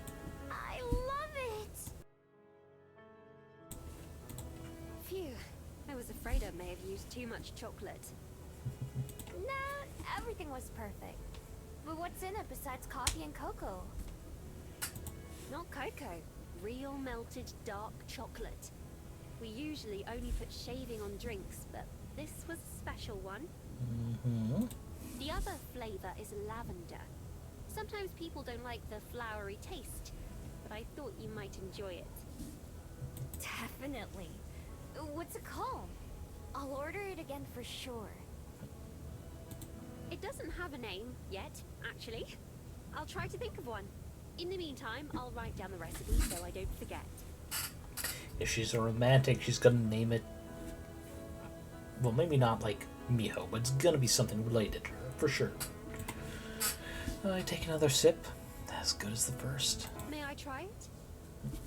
Of course.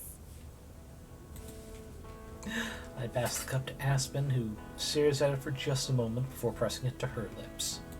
Wow, that is perfect. If I do say so myself.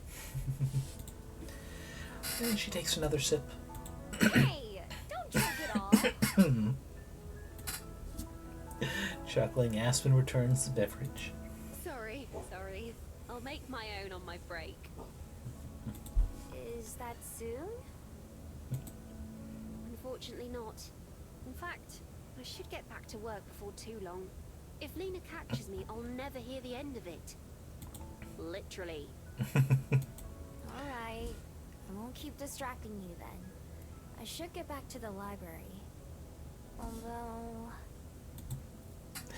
I look back at the kids, who are all hovering over Pippa's notebook as she sketches more. It's fine, they can stay here. I don't think there'll be any trouble, and I'm sure it'll be easier for them to get back to their class. You sure? Thanks. Brazen, Lavender's poisonous to cats and dogs. Might not be healthy for a foxley. I mean, she can magically transform between fox and fox girl. I'm sure it'll be fine. Of course. Talk to you later? Of course.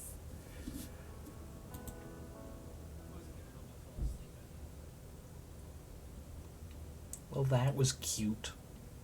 I'm curious if that's any different if we had gone the Juliet route instead. Because, I mean, for one, we probably wouldn't have been just on-site notice, like, oh, you two are dating. It's like, how the fuck did you figure that out? Let's do... Let's save before I forget. That'd be this one. Let's see, what else haven't we done?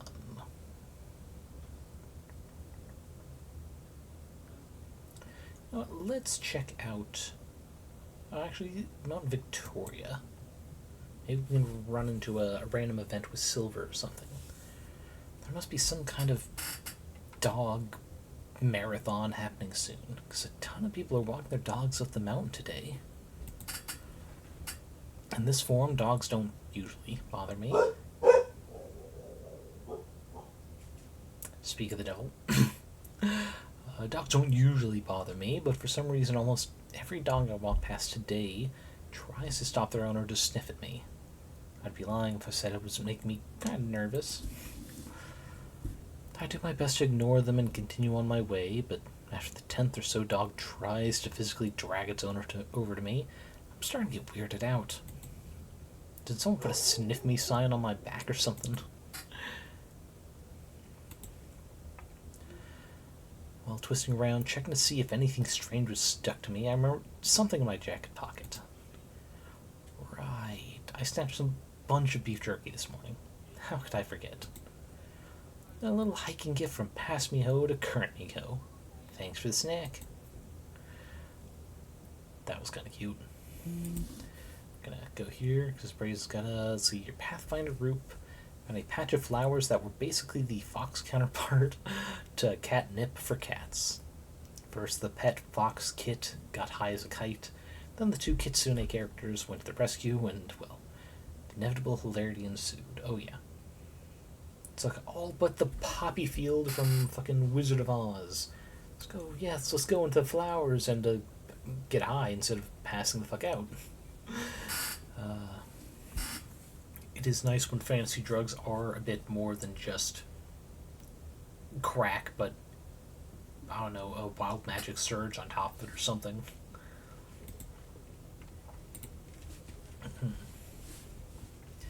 That night, as I'm laying in bed watching TV, my phone buzzes in the windowsill, startling me. It's Aspen.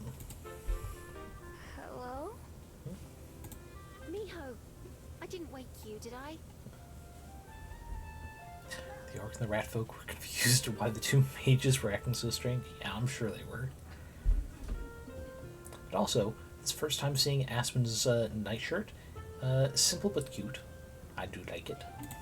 Nah, I was still up. I thought you went to bed hours ago. Is everything okay? I did, yes, and I'm fine.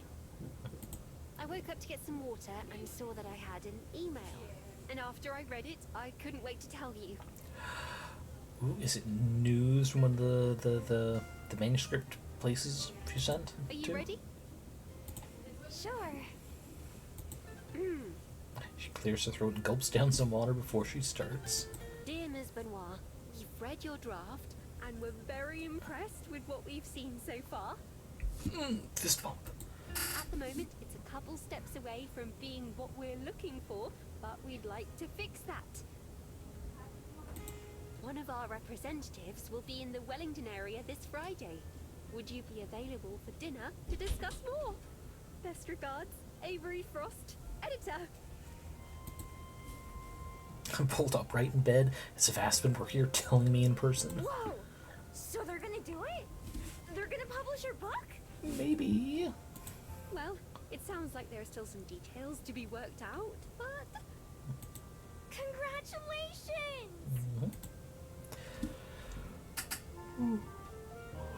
Excuse me.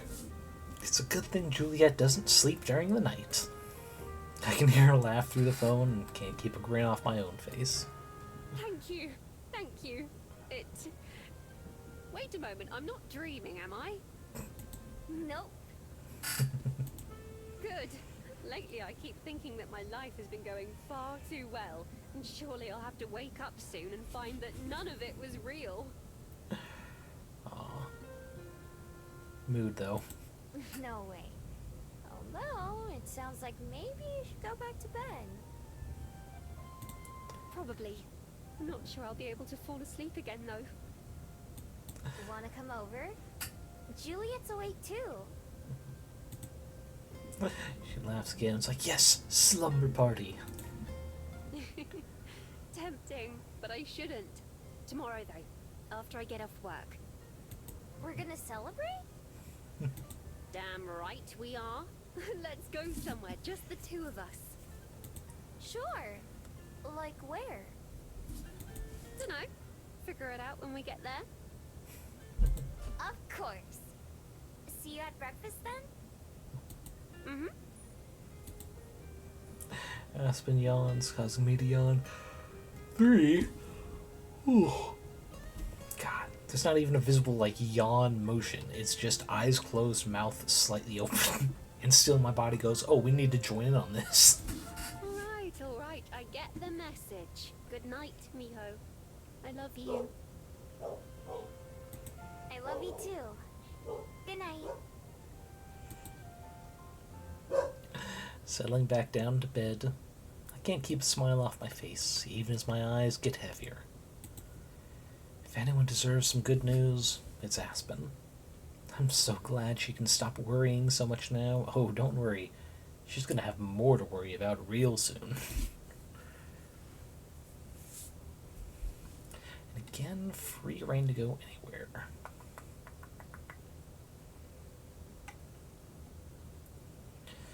Let's go Bell House again.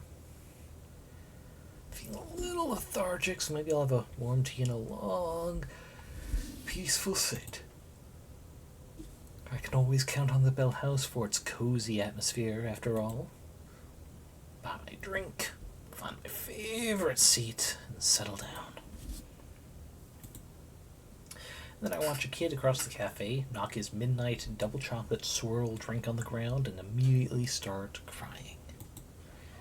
So much for the atmosphere. I think I'll sit outside today. even more gorgeous than I remember. The grand entrance to the Botanic Gardens is pretty impressive. Decorated with flowers and trees and more. It's even closer to the wilds I remember than Mount Victoria's forests are. Of course, last time I was rather distracted by the circumstances. Is that why you want to come back? Yes, this time. I intend to enjoy it to its fullest. Kinda wish there was a botanic garden like this near me. It'd be so much fun. After meeting up with Aspen at the Bill House, we took a bus to get here. Dropped us off at the same gate that Juliet and I arrived at last time. Hand in hand like always, we drift like bumblebees from flower patch to flower patch. Aspen stops to admire the plants, and I admire Aspen. Getting that email really seems to have cheered her up. There's a bounce in every step we take together. What kind of flowers are those? I have no idea. They're pretty though, aren't they? They sure are. Like a flower, when I saw Aspen for the first time all those months ago, I thought she was pretty. The colorful petals at our feet can't actually compare to her. That rainy day in the library, she didn't even know I was there. I never could have imagined how our lives would intertwine from then on.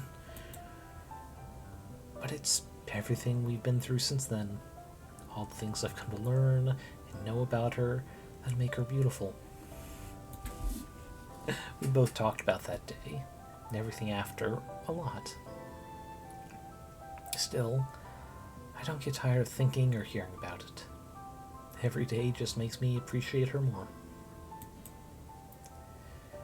Turning away from the flowers, Aspen sees me looking at her and tilts her head. What are you smiling about all of a sudden? She's being sappy. You! Earning myself a kiss on the cheek, we resume our journey through the gardens.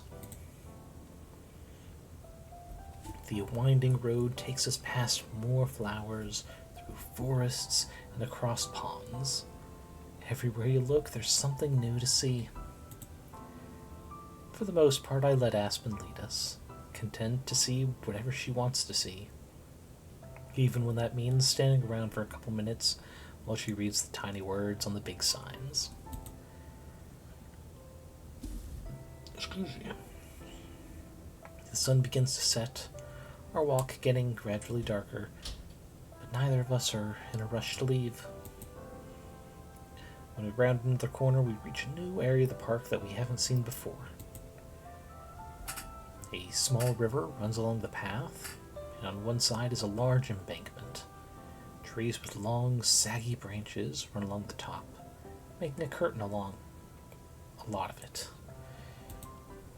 Some of the branches glisten with water, but some sparkle with something else. I'd point to one, getting Aspen's attention. Hey, what's that? What's what?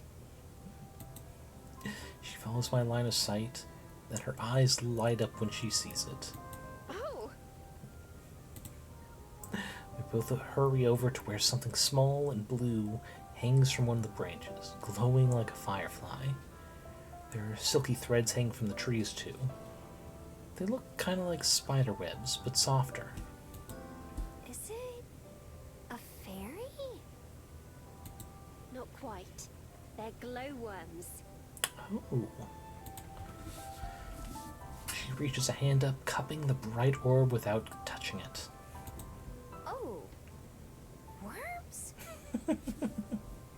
Yes. Look. I look. Sure enough, there's a bug attached to the light. Well, maybe it's the other way around. It's almost as pretty as the flowers. Are they magical? No, just unique. Wellington is somewhat famous for them, in fact. There should be more nearby.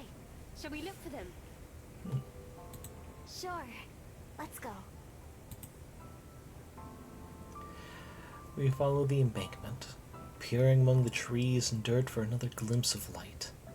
There are other people around inspecting these same areas we are. We spot a couple isolated bugs, all alone like the first one we encountered, but for a while that seems to be it.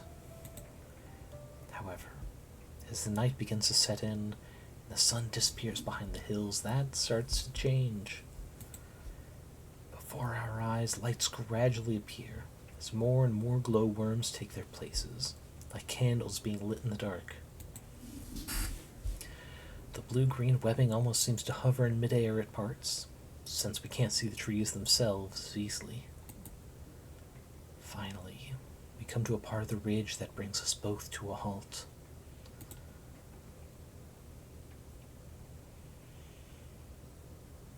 A big willow tree droops down, making a web of its own out of branches that even reach past other nearby trees.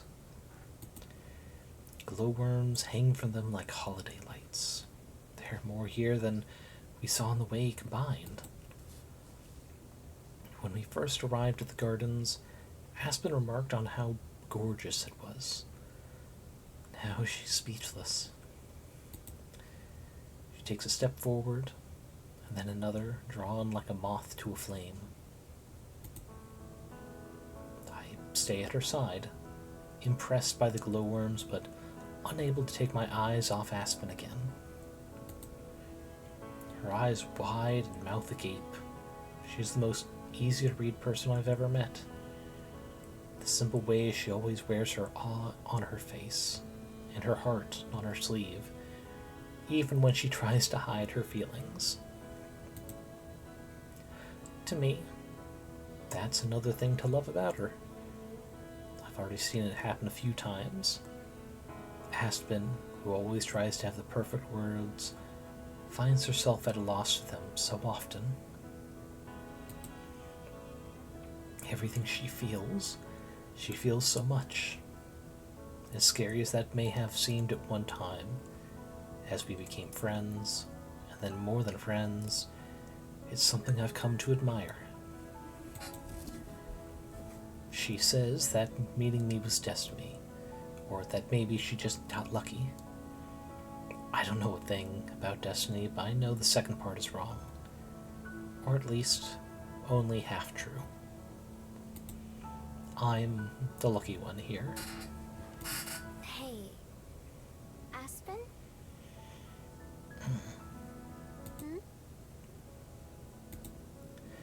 Still entranced, she turns her head to face me, and I lean forward to kiss her. I'm used to not having the right words or any words at all, so I hope I can say everything I want to with a kiss. Her eyes flutter shut behind her glasses. She smells faintly of coffee and flour.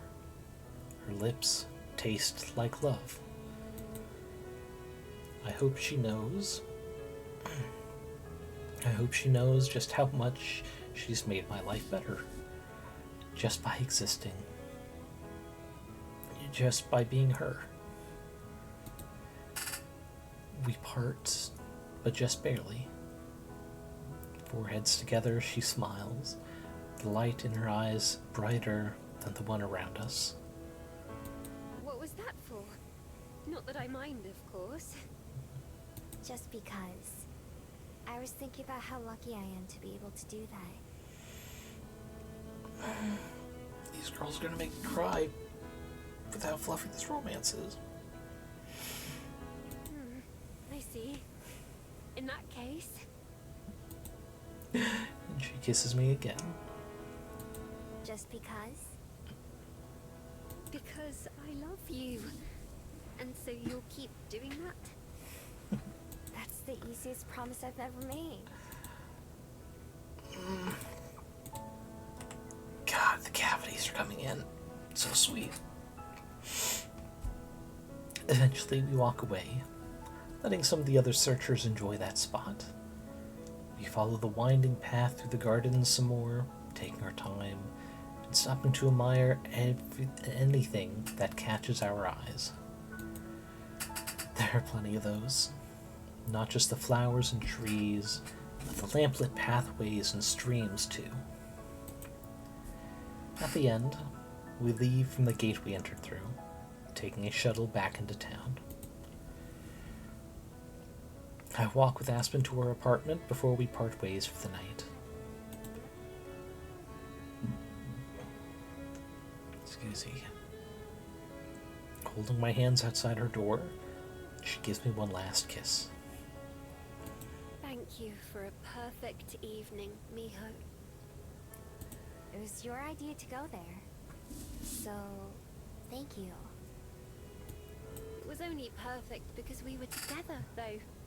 Just take the compliment, silly. Fine, fine.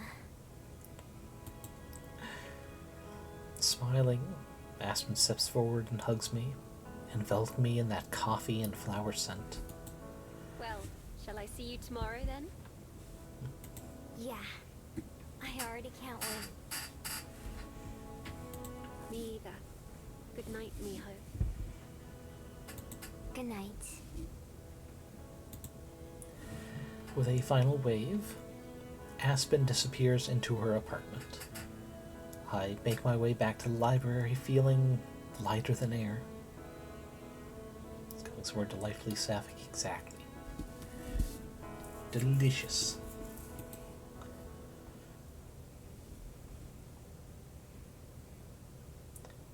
And all we can do is hope. I really want more stuff with Mr. Kim. Because when we first found out about the writing in the library, and possibly even a little bit before that with the scroll, I had a feeling being friends with Mr. Kim specifically, because he is Korean, coming here to Wellington, is he might be able to read that scroll we've had with us for so long, and I really want to know what that person left us. Really curious about what it says. One day, though. I've only been home for a little bit when I decide to step out into the night again. My last encounter with Silver didn't go so well, but it hasn't made me any less determined to talk to her. It's not just because of my magic and what she might be able to tell me about it.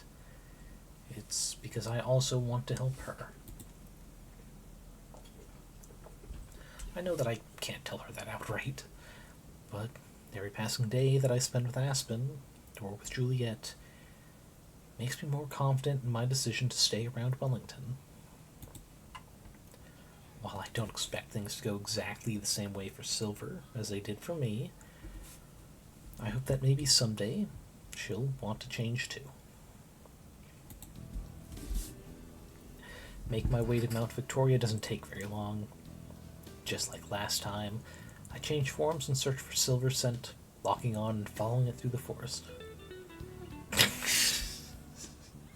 I mean, I would settle for the Korean version of a There Once Was a Man from Nantucket type poem, because that would tell us something about the special person Miho knew, and that by their presence in her life encouraged her to explore, if only to find them. And also the fact that they seem to be like gender ambiguous.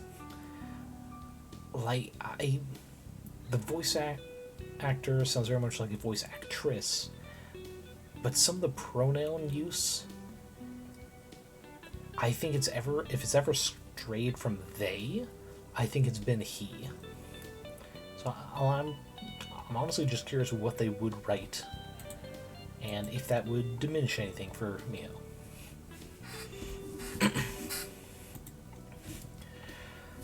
I eventually find her in her two-legged form, sitting on a log with her back to me. For some reason, I'm surprised. I just assumed she spent most of her time as a fox. I change forms myself. Somehow, I don't think she's noticed me yet. I'm not sure if I should call out to get her attention or what. I don't think she'd like being surprised, but there probably isn't any chance she'd be excited to see me regardless. Taking a step, I have my decision made for me. The snap of a branch under my foot gives me away. Damn it. Sure enough, Silver spins around, her eyes going from shock to annoyance when she sees me. She leaps to her feet in a fluid motion, while I hold up my empty hands to show I'm not a threat. Stupid dog. Learn to obey when you're given a command. I told you not to come back here. I mean, the thing about dogs is when you're trying to teach them a command, usually you have to give them a treat. And, like, we haven't gotten anything but the stick from you, so, you know, try tossing some carrots our way or something. The metaphor is kind of falling apart. I'm gonna be honest. Oops. Guess I must not have heard that part. No, I didn't bother to make a plan for how to convince her to talk to me, since she has a tendency to mess up any plans I try. She snorts in derision and transforms as she turns back away from me. In a flash, she's taken off. Not this time. I change forms and run off after her. She's tricky. Not just fast, she also darts back and forth, weaving around trees as she tries to get away.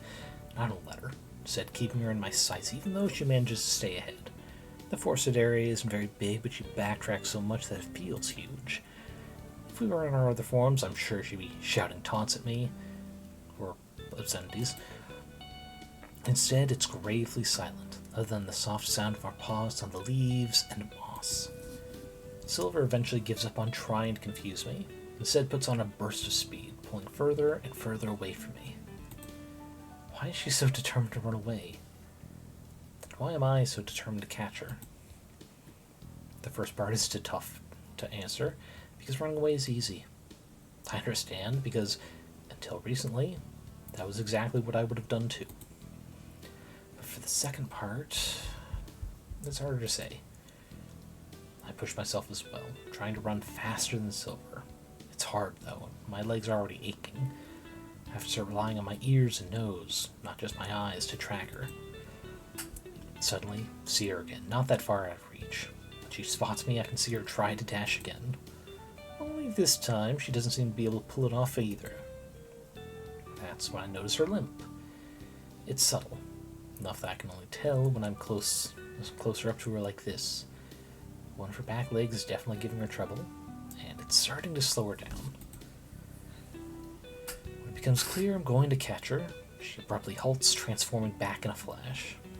I scramble to bring myself to a stop and then change too, almost collapsing backwards onto the ground. My lungs feel like they're on fire, but I stay on my feet. Silver doesn't move, her back still to me, even as I see her chest heave while she catches her breath. She clenches a fist, illuminated by the light from her bead. Why? Why won't you leave me alone? I've told you to stay away. Aren't dogs supposed to be good at listening? I ignore her. I couldn't give her an answer she'd accept anyway. Why are you limping? Did you hurt your leg? Silence. Not that I was expecting an answer myself. But then slowly, her fingers uncurl. No, someone else did. Why do you care? For the first time, there's less of sharp edge to her words. For once, it sounds like a genuine question. Because you exist, I guess. I've never met another Gumiho, but I feel like I know you. At least a little bit. We probably have more in common than you think. Or admit. Pathetic. I don't know if she's talking about me or not. Finally, she looks up and glares at me, staring right into my eyes. I'm not sure how I want to come across to her. Friendly? Trustworthy? brave. Whatever we do have in common, she's also a total mystery. Even at my most alone, I was never as wild as she is. Fine then, I'll tell you. Listen well, dog. I won't repeat myself. Folding her arms, Silver turns her back on me and looks up at the stars. If she's about to say that Gumiho are aliens, I won't be that surprised. The setting still has some mysteries to me, but it would certainly be strange. The forest I called home belonged to man, as all forests do in their minds. Every day, to live was to be in fear of their cruel weapons that could tear you apart before you ever saw them. All creatures of the forest are prey to sate man's hunger for violence. I learned to run, for there was no other choice but death. To hide from their stinking horses and craven hounds. Survive. Yet, for all my running and for all my fear, one day, I too found myself fleeing for my life, slabbering beasts at my heels. There was a crack as one of their weapons rang out, finding its mark in my leg. Despite the pain, I kept running for as long as I could before collapsing into the bush. I knew I was going to die, and there was nothing I could do about it. Nothing but quiver and dread, useless and pathetic. I thought I would choke on the fear.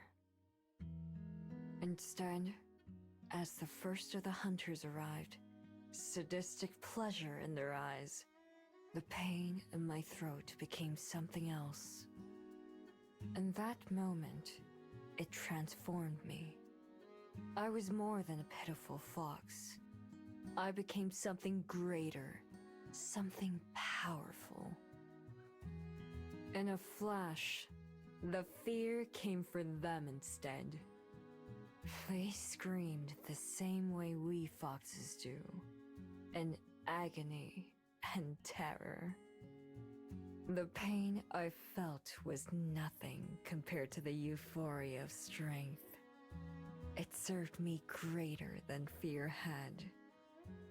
And it was not only my blood that nurtured the forest that day.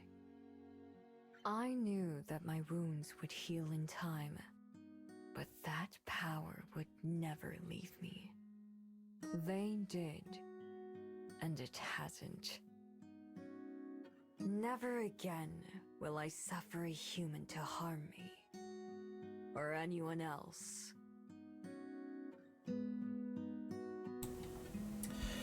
Spinning back around, her eyes shine in the moonlight. Never again. I told you before that we are nothing alike. She's wrong. I can see myself reflected in her harsh gaze. I could have been her so easily. Well, what is it, dog? Have you finally learned to hold your tongue? Something about her finally clicks. Something in her words makes sense. The way she tells me so much, even as she tells me to leave. The way she keeps asking for my thoughts. She desperately wants me to respond. I'm sorry. All of that stuff that happened to you is terrible. I can see why you hate humans so much.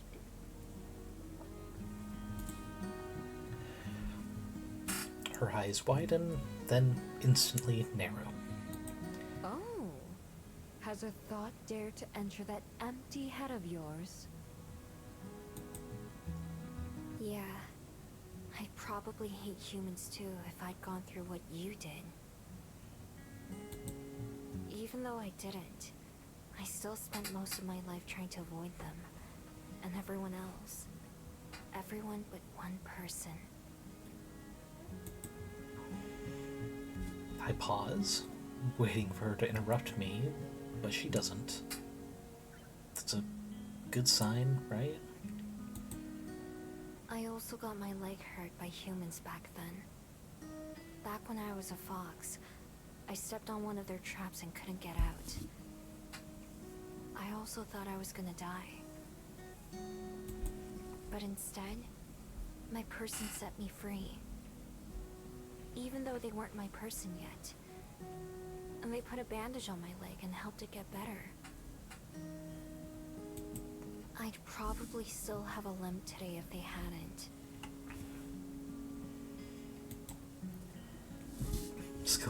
Silver scoffs, but doesn't interject. Until I came here and met Aspen and Juliet, I thought my person was the only one worth knowing, human or not. I didn't want them to talk to me either. But now, I'm glad they did.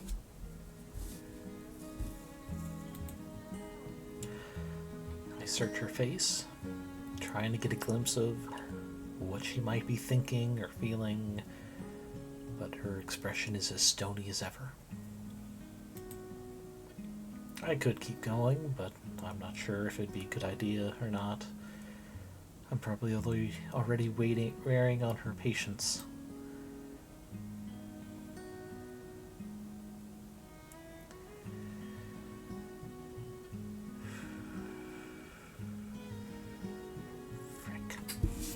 Frick.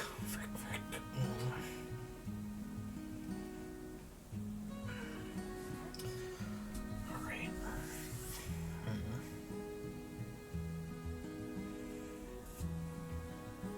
Give her space. Keep pushing.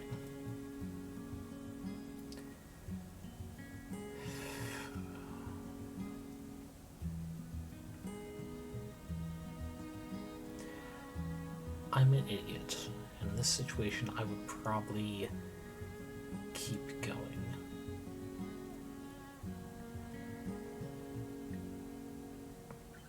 But from Miho's perspective, I think she would leave it there. Because she knows what it's like for sudden realizations after learning about Cosette, how much she meant to Juliet, and by extension, realizing that humans can die of old age without necessarily having to be killed. She needed time away to really think on it. Even then, she still had to think of it even after realizing her only two friends had lied to her. Lied by omission, but lied nonetheless. So, yeah, I think Mio would leave it there. And because they're both so similar, that's probably why it would be the right thing. I want to tell Silver that maybe someday she could feel that way too. But I hold myself back. I've said enough for tonight. Silver also stays quiet for a moment. She's probably trying to think of another way to call me a dog. Of course. Any dog considers itself blessed to have a master. Miho knows her well. Even then, her words don't have the usual venom. Seems like I gave her something to think about, if nothing else. From the way she fidgets, I can tell we're getting near the point where Silver is going to decide she's had enough and run away. Before she can do that, there's something I have to know. Raising dogs. Are puppy girls collar-coded, you think? I don't think necessarily. I think leash-coded. But collars can work for puppy girls or cat girls or any sort of reasonably pet-like ladies. I think it would not take much to convince me that a turtle girl could have a collar. Because I know there's someone who's taken their turtle out on a walk in the neighborhood. Like, not personally, but I know there's a story of someone who's like, oh, Salvador Dali. No, wait. Was he an alligator, or am I thinking that one U.S. president?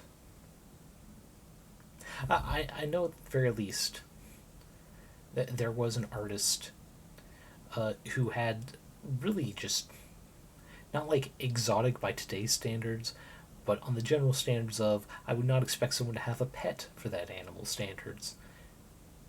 Absolutely. Hey. What? I never asked before, but what's your name? She sneers. I'm glad to have a reason to be disdainful again. I have no need for one. If I wished to be known by anyone, they wouldn't use a name. I mean, if I were going to make a joke like this, I'd say, oh, so like, if you had a romantic partner, you would only answer lover or something? Or that'd probably piss her off, though. Yeah. I used to be like that too. It's how I ended up calling myself Miho. How clever. Which is why I've been calling you Silver in my head. So I'll just keep doing that. Pick something else. Oh, now you have opinions on names. Huh? Her response is immediate. I'd been expecting a do as you wish, or I don't care what a dog thinks of me. But I didn't expect her to have an opinion on my choice. Even Silver looks a bit surprised with herself, like she answered without thinking. She quickly forces back a stoic expression. I mean, do as you wish. If you tell me something else to call you, I will. I don't care what a dog thinks of me. Sure, I totally believe you now. Nose in the air, she turns away from me and transforms, bounding off into the shadows like always. This time, I don't try to follow her. She always has to make a show of how little she cares. It took me until tonight to understand that that means she cares a lot. For as detached and disinterested as she tries to appear, there are still weaknesses in her armor. Once again, I didn't really learn much about myself or my magic from this visit with Silver, but still, I don't think it was a waste of time.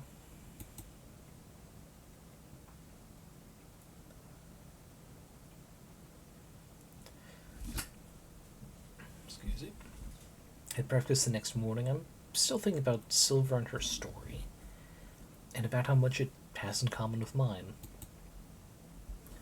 I only half listen as Juliet and Aspen talk about a book they've both been reading.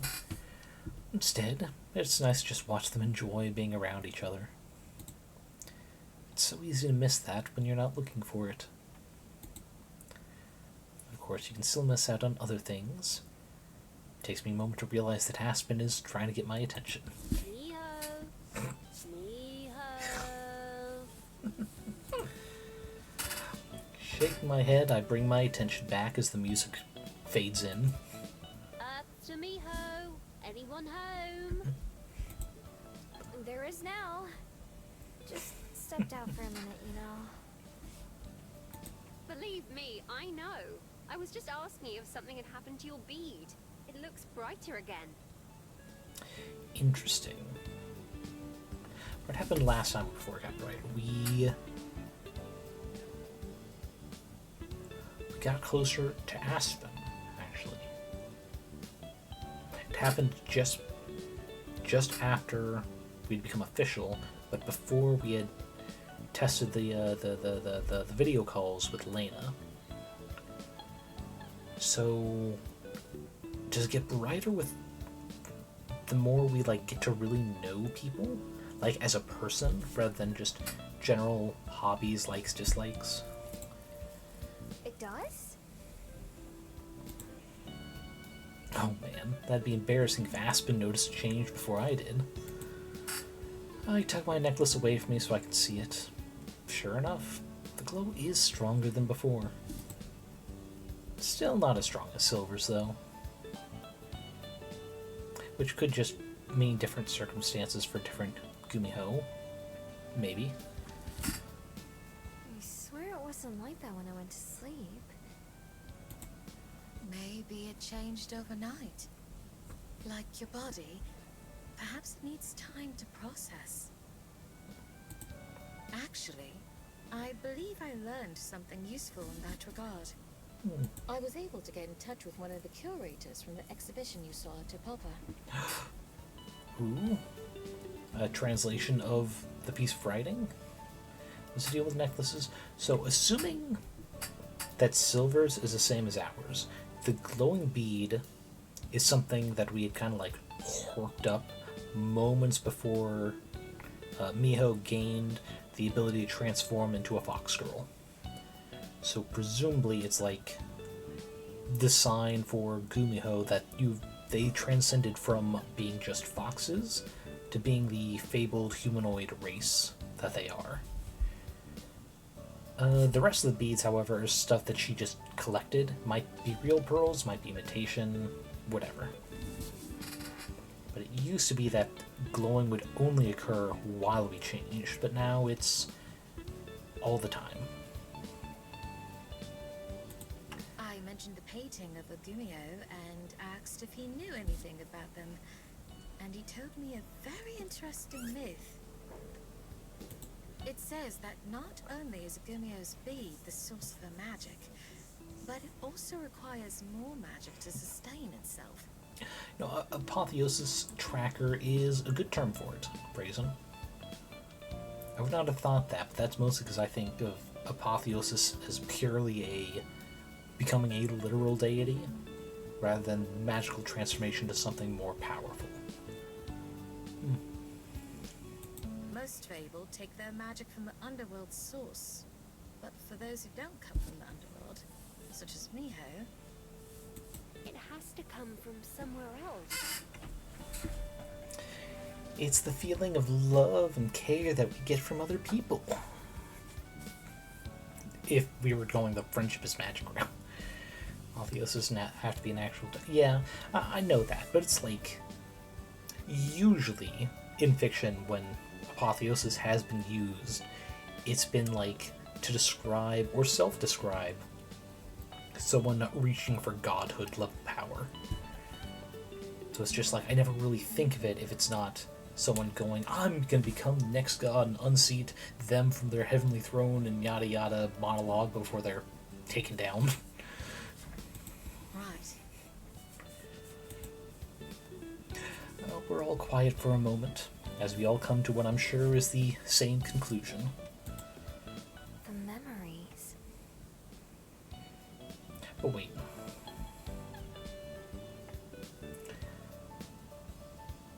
But how would the memories feed magic? Because I would have thought, like, with the information we've gotten up to this point, that if the magic was feeding on memories, that would be the explanation for why people forget us. But people have been, like, remembering us, specifically.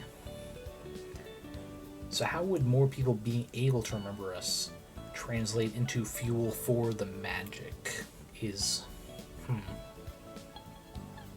I'm sure there's going to be, like, a metaphor or a simple explanation for it in this game, but it feels hard to wrap my mind around how the creation of something without it being spent in any way would work.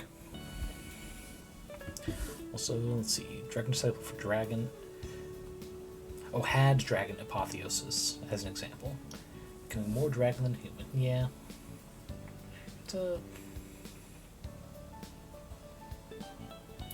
Sorry, my mind wandered a bit. It's like, oh wait, so like magic girls are an example of apotheosis.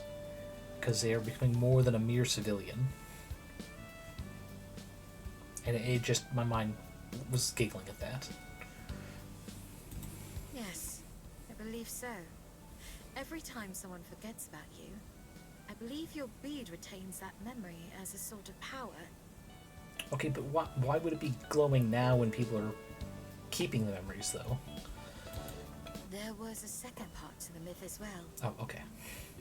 Once it's accumulated enough, the Gumio can take that magic and make it her own, becoming something even more than a Gumio. Oh, so our apotheosis might actually be to deityhood. Natural girls wouldn't be apotheosis transformation. I mean, I think it could still count as apotheosis, so long as they have access to the transformation. Like any of the series where it's just like one day you'll get too old or you'll have expended your internal pool or something, I think those wouldn't count. But I've never watched what is it, Puella Magica or whatever it's called, where it's like the magical girls are fighting witches, but then, like, minor spoiler, but I mean, it's been years since it's finished, and I heard the spoiler before even watching it. Eventually magical girls become witches, which are what the previous magical girls fight, and it's just like a deadly cycle of the longer you have access to magic, the more powerful you grow. I think that's an example of, yeah, a magical girl apotheosis. Exactly. But yeah, I think you would be right. It only really fits if the change, or at least access, is permanent. Which means any of the Power Ranger Sentai stuff where it's like temporary or tied to tech that can be lost probably doesn't fit, no. Oh my goodness. Wait, that means literally any adventurer party, especially ones where it's more like literal, such as like sorcerers, getting more powerful over time is apotheosis. Ooh, perhaps the magic doesn't feed on the memories directly, but grows stronger by resonating with them. Essentially, the more memories that surround the glowing bead, the stronger magic gets. I mean, could be. Like memories are seeds, and if there aren't enough strong memories, and they're not given time to grow, then they just kind of break down or get eaten by birds, or however the metaphor would work for that. I could see that. Where it's not like the memories themselves, but the byproducts of the memories. The emotions that come from having memories of someone you care about. Which I guess that does kind of fit Cello, the girl at the library, remembering us somehow, even though we didn't stay in contact. Listen to us analyzing magic using rationale. I mean, we're only describing it with what we're able to communicate with. I'm sure if neither of us had history with role-playing games like D&D and Pathfinder, but instead we're like fucking NASA-level scientists, we'd be using that to try and analyze it. We use the tools we have to analyze what we don't know. Something more? In what way? A chunho. And both of them look at me. Pardon? Okay, how do you pronounce it? Chunho. I know the word, but not how I know it. As if Juliet's explanation unlocked a forgotten memory of my own. That's what I'd be if I swallowed the bead when it was ready. Tunnel, a sky fox. Okay, let's learn from this on the second age. Chunho? Chunyo? I think Chunho is the closest I can get without being proficient in Korean. I don't know what it means. I know it's the next step in my existence. More than a Gumio. D&D Pathfinder, you sweet summer child. You played Mage of the Ascension first when it was in the 90s. I mean, I wasn't assuming is like all we played, but it's, you know, the two systems I knew we had both played. I didn't want to assume you've played GURPS. I mean, you might have if you've been playing Mage the Ascension since the 90s. God, it's still crazy that that was my first like proper system for both playing and DMing. Lord, that system's crunchy to start with. Whew. If you swallowed it, I suppose that makes sense, but it hardly sounds pleasant. That reminds me, because I had a question that, like, well, not quite, amusing after that statement. So she has to swallow it, become a Sky Fox. What if someone else swallows it? Like, not necessarily like a human, but what if, say, Silver, another Gumiho, swallowed our bead? Would it still work? Let's see if Jackson Shapeshield you wanted to. Oh, yeah. Yeah, I will say, because I'm pretty sure what I have are 2nd edition. I know I have a mix of editions. Like, because I specifically looked for the Discworld edition just so I had, like, variety. But it's like, man, and they're all right here, next to my desk. It's a nice little fun inspiration. Ooh, in fact, shit, one thing I keep forgetting too. Where's my horror? Cyberpunk Cthulhu. There we go. I keep thinking I need to go into that for ideas for the Cypher game I'm running with my players. And I think Cthulhu Punk would be very interesting for the next world they get to. They can just seem, obviously, cyberpunk when they get in, then more little encroachments of the cult and whatnot they're worried about for the Cthulhu part of Cthulhu Punk. So actually, thank you for this fun little side discussion, reminding me of something I've been trying to do but keep forgetting. And also, we'll take a break as soon as this plot event comes to an end. I usually do it at the 2-hour mark, but that was like the meeting with Silver, which immediately went into this. Yeah, rest assured, people will get a chance for a snack break without missing anything. It isn't. Removing my necklace, I inspect the bead yet again. The glow must be related to what Juliet was saying. That it's getting closer to being ready. As you're about to point out, playing Mage the Ascension does provide a better framework for analyzing magical models. I'll consider looking into that. Because I know I've looked into Mage the Ascension just as a general, like, the counterparts of their face setting and their vampires, the masquerade, and I'm blanking on the werewolf one. But I never really looked into Mage, because, like, the supposed like metaphor that was described to me as, I was like, that's interesting but not my jam. It's not something I connected with. But I'll have to look into it. Just because I love analyzing magical systems, it's fun.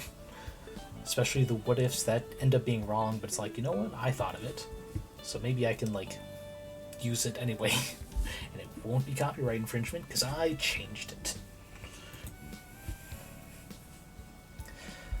I don't know if the rest of me is, though. But why now? I don't think that many people have forgotten me recently, but it started changing so fast. It's magic. Even as a boring old human, I can tell you that magic never works how you think it should. Spoken like, well, the average citizen of the Discworld setting, honestly. Not just magic, but also myth. Myths tend to have some roots in truth, but are incomplete or warped by retelling. Trust your eyes and your heart, not just what Aspen and I find. Right. Besides, who knows how much farther it has to go? It could keep getting brighter and brighter for a long time. 2 weeks from now, it's the strength of one of those freaking flashlights that can blind someone at 2 miles out. They're so bright. You don't have to lean to Essential more to play. Oh, yeah, I know. I just meant like looking into what the system specifics are, because pretty much what I knew of it was just someone's description of what the like metaphor of the Ascension War was. And I'm like, oh, that's neat, but that's not my kind of fantasy. So, yeah. It's like I really want to find a group for the Fae one though. Just because it seems so fun. God, I keep blanking on it. I want to say it's something like the Glamour or something. But I saw like the Weird Geek webcomic, and it's like one of the systems they do before they ended. But it just seems so fun, you know. Changeling, thank you.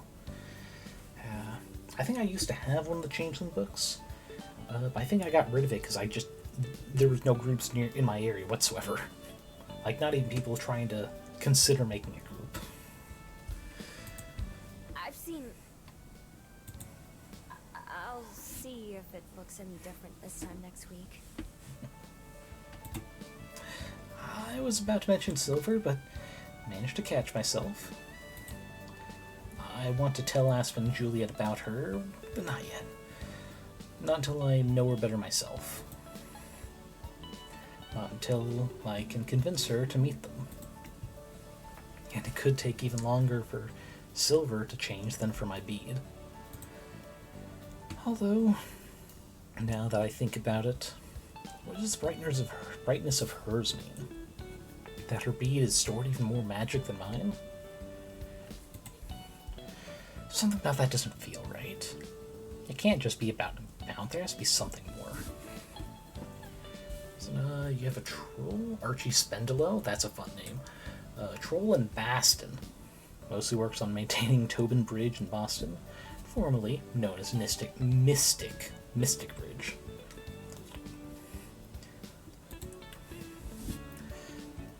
Yeah, that. It's a troll managing a bridge. It took me a bit too long to have gotten that. Well, but that does sound funny. Wonder if Silver even knows what the bead is? Yeah. There's one more big question, too. One more big what if. If I do that, would it mean people stop forgetting about me? If my bead isn't there to steal the memories? That would be very nice if so. Indeed. I couldn't say, but I share Aspen's feelings. As I'm sure you do too. Aw, you guys. Yeah, I do. I lock the necklace back around my neck. The more I learn about my powers, the more conflicted I feel. I know Aspen and Juliet mean well, but it's just not something they can understand. Even though Juliet has magic of her own, it's entirely different from mine. Alright, and that looks like it's a good time to take a break. Is any time? For example, he's strong enough to yeet an 18-wheeler without throwing a die for it. That is awesome. It's like, I'm so good at this thing, I don't even gotta roll for it. It's like, hell yeah. It's like, what's your bonus? Oh, that's like double what the DC is. Don't even bother. But yeah, on that note, we're going to go to a break. About 10 minutes. So everyone can get a chance to use the restroom, get a snack. Alrighty, and we are back. Also, let's see, Brazen found Archie's character sheet. Effective strength 8 with an excessive specialty. I mean, if he's throwing 18-wheelers around, yeah, I think excessive describes that well. Though it seems he misremembered. He can only punch through a cement wall or lift 1,200 pounds effortlessly. He actually has to roll to throw the truck. I mean, but still, that's a lot of weight. And as he said, but I mean, if you're on the business end of a good punt, that's really an academic distinction anyway. Yeah. It's like, honestly, it doesn't really matter.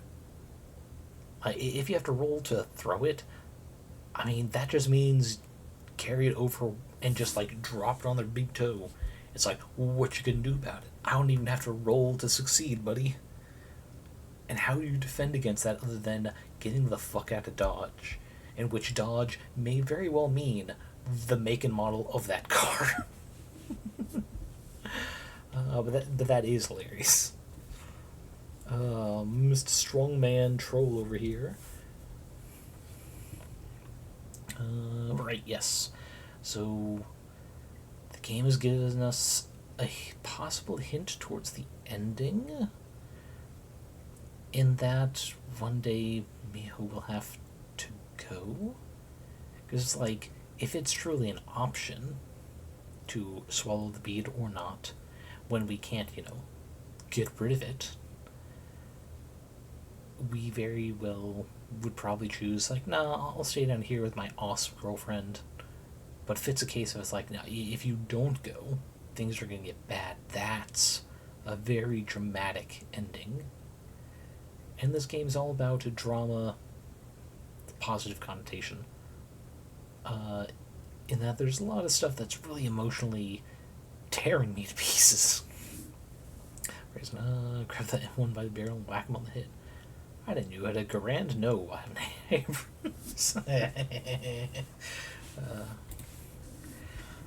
anything's a weapon if you try hard enough. Especially if you're trying to use his weapon in a way that the weapon is not usually used as well. But, segueing from the previous scene, the conversation changes to recent events at the library and the Bell House, and none of us mention anything else about magic or Gumiho for the rest of the morning. Whatever is going to happen with my bead, I have to figure it out for myself. Is there an event? Yes, Mr. Kim! Ooh, is it time to catch the king? It's been almost a week since the last time I went to the waterfront, so I decided to head down and visit Mr. Kim. It's been even longer since I've actually done any fishing, so this might be a good time to change that. When I get to the waterfront, there are plenty of other people there fishing, unlike the last couple of times. However, it doesn't look like Mr. Kim is one of them. And then there's your technomancer, whose philosophy was, making a thing that works reliably for 40 years is challenging, but boring. Making a thing that works exactly once, now that's exciting. Well, I'm sure he'd be loved in capitalist America. You're telling me we can sell this thing at a very high price, despite the fact that it's only usable once? Yes, we here on Shark Tank will fund your product, sir.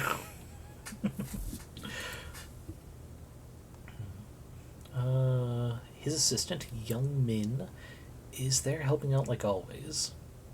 But Mr. Kim himself is nowhere to be seen. When I go to ask Young Min, he tells me that Mr. Kim went to the marketplace, but that he should have been back by now. I volunteer to go see if I can track him down. Oh no, an engineered device that works exactly once tends to leave a crater. I mean, sure, but you wouldn't have to tell Shark Tank investors that. In fact, you would probably do your best to avoid saying it's also no one will be able to take it apart to figure out how it works so that they can duplicate it. Because if you do, they'll ask how, and if you say explosion, they're probably not going to like it. Like, even if it's true, that's not something you want to advertise.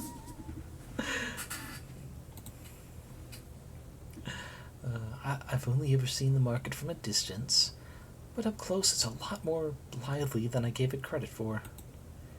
The noisy fishermen that I always hear from far away laugh and shout with each other, displaying their catches on beds of ice. There are other vendors and stalls selling snacks and drinks, as well as things like jewelry and souvenirs. The true dad. I've taken the liberty of sending a prototype for demonstration in the boardroom. Direct action. Ooh, Mr. Kim does not look very happy. Though maybe I'm reading into it wrong. I walk around searching for Mr. Kim. Finally find him near the edge of the pier. He's looking intently at a number of fishing pools for sale, one hand stroking his chin.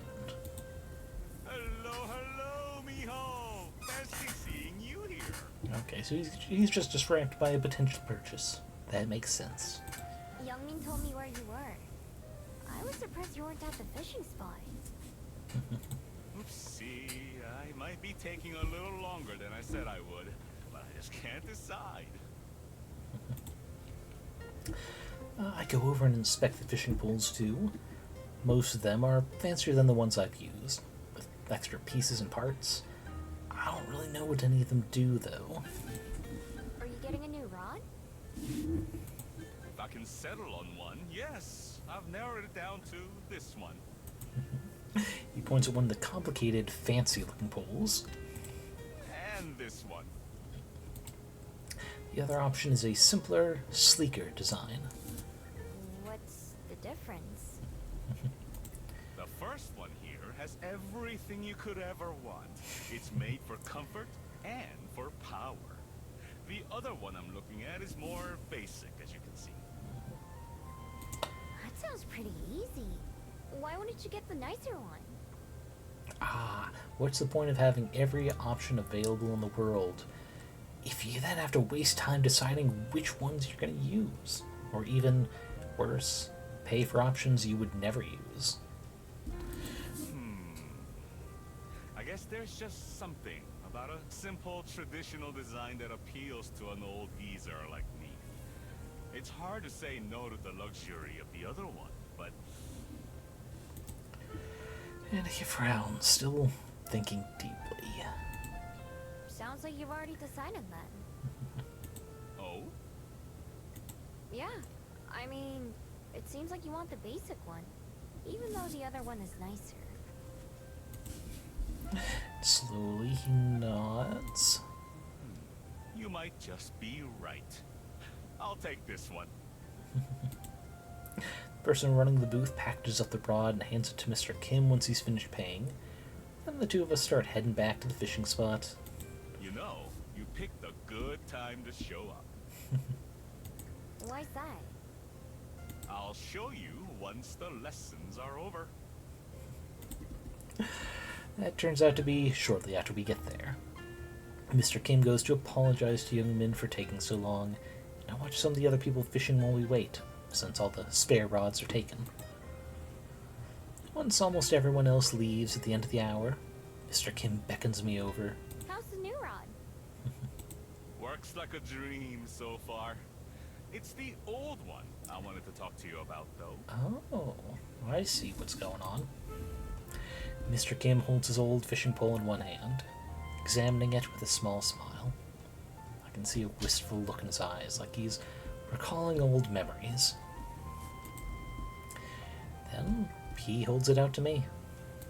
Here, I want you to have it. Me? Why? Better it go to someone who'll use it than just sit around collecting dust in the garage. Besides, you're going to need something reliable if you're gonna have a chance with the king! I carefully take the rod, holding it gently like it could fall apart. It's got nicks and grooves on it, and the grip is worn down in places. Signs of how loved and appreciated it was. Are you sure?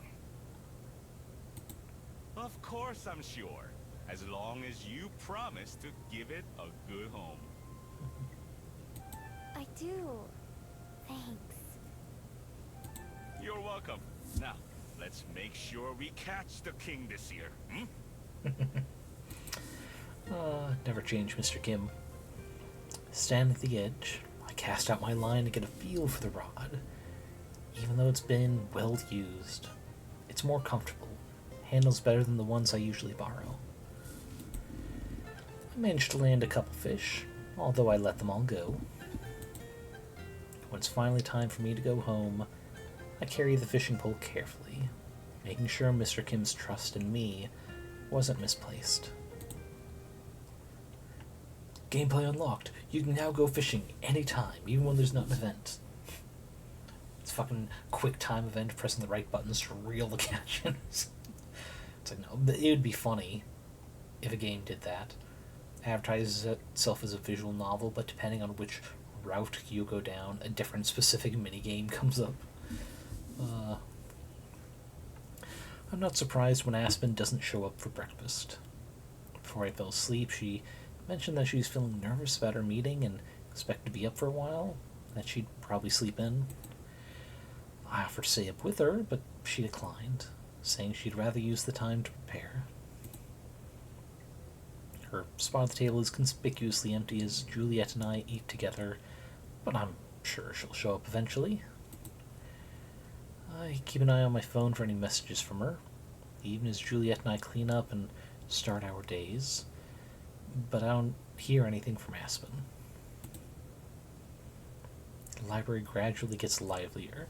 I have my hands full restocking shelves, filling out papers. Finally, some familiar faces arrive, although Aspen's isn't one of them. Be careful. If you drop it, we'll have to start all over. The kids are still in town. I'm not going to drop it. You carry it if you're so worried. I can carry it if you'd like, Pippa. It's fine.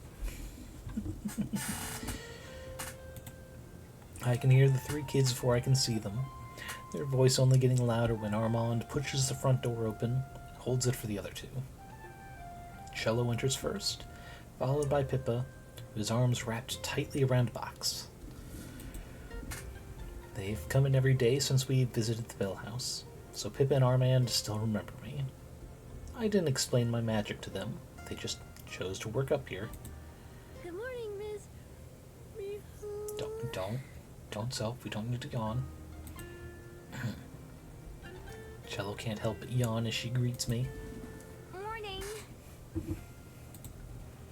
Wow, you guys look exhausted. Ugh. We are. Cello and I stayed up all night finishing our project. Armand was only awake for like half of it. Clearly he's the muscle of the project, and that he is being forced to carry it. You wouldn't let me touch the models, so why should I have to stay up? You two, please. Even Cello seems too tired to put up with her friends bickering today. They both huff but stop arguing. It was a long night, but we managed to get done. Since we're going back home tomorrow, we wanted to come show you and Ms. Aspen the final version. She gave us a lot of advice at the Bell House. And a lot of free refills. Typically not how a cafe works, but she's kind. Yeah, Ms. Aspen was super nice to us. Is she around? Nope. I haven't seen her yet today. I think she had a late night too. I'll try calling her. I'm going to go put this down somewhere. Oh, good idea. All three of them go to find a table where they can set up, and I pull out my phone to give Aspen a call. Rings for a long time, and I'm about to hang up when I finally hear the line click. Hello? Ooh, she sounds sick. Her voice is so groggy that she was clearly still asleep. Hi, Aspen. Sorry to wake you up. Miho? It's fine. Why are you calling so early, though? Early? Is something wrong? Early? It's almost lunchtime. Huh? She slept through her alarms, or worse, was only awake long enough to turn them off. There's a rustling sound, and then I can hear her groan. Oh, I was up so late last night. I remember. Did you get a lot done? I got a lot of worrying done, at least. That's about it. But I'll be ready for this evening. I didn't mean to sleep through breakfast. It's alright. Cello and the others are here, though. They finished their project and wanted to show you. But if you're too tired, I can just send you a picture or something. No, it's alright. I'll come over. I just need a bit to get ready. Aw, that's adorable. Okay. See you soon, then. See you. I hang up, and then go let the students know what's going on. They wander around the library to entertain themselves while we wait. Finally, the library door opens and Aspen enters, still looking half asleep. She manages to stumble in my direction. I greet her with a big hug. Good morning. Actually, good afternoon. Don't remind me. I'm glad to see you, though. Same. Miss Aspen, over here. From their chosen spot, the three kids wave at Aspen. Miss Aspen makes me sound so old. Don't worry, to those kids, everyone are old.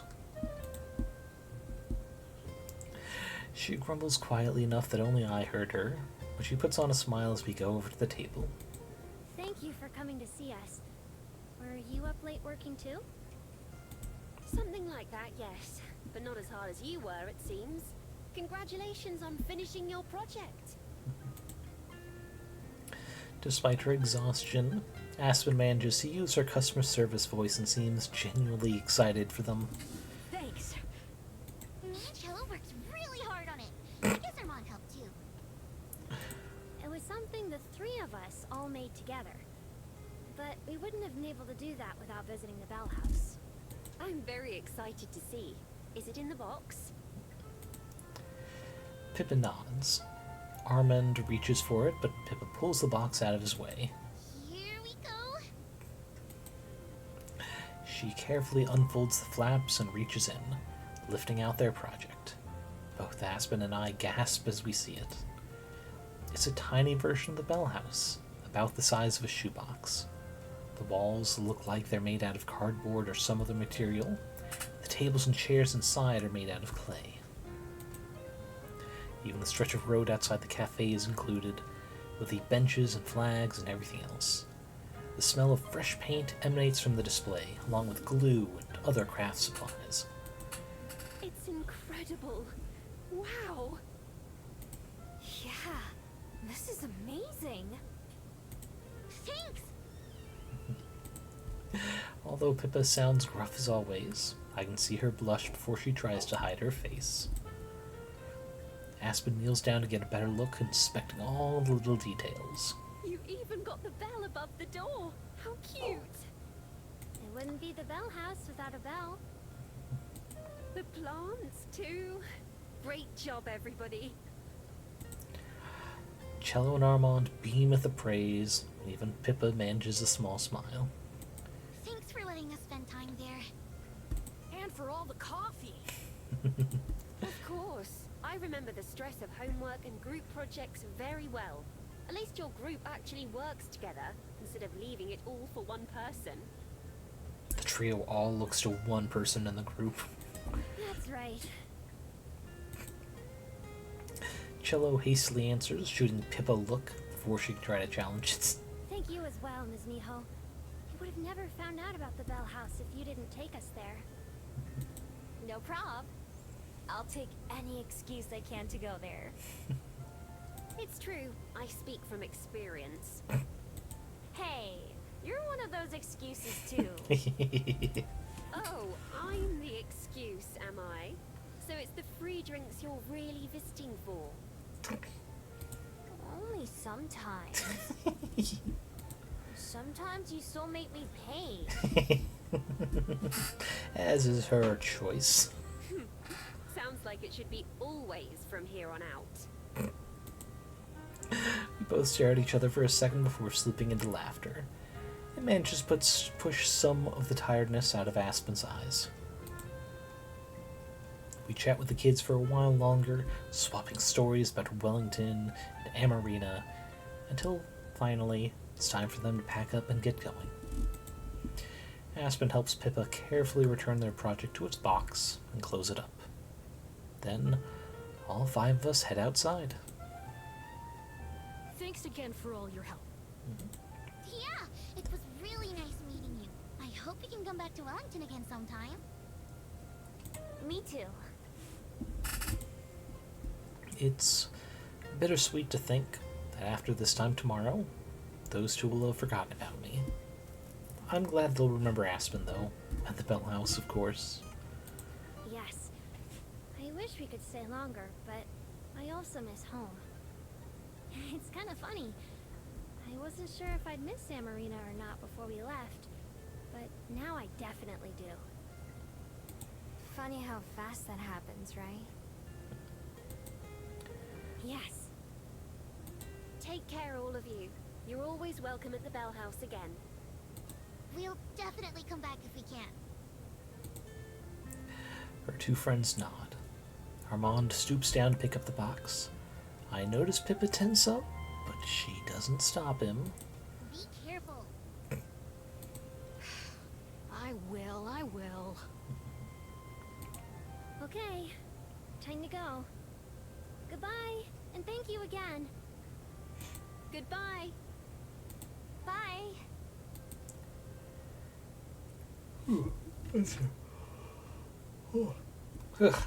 That jumped on me out of nowhere. With a final wave, we see them off until they've gone down the path and disappeared from sight.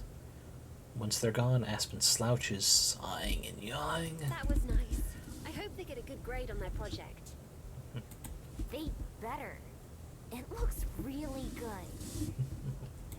Are you gonna be alright, though? You seem like you're about to fall over.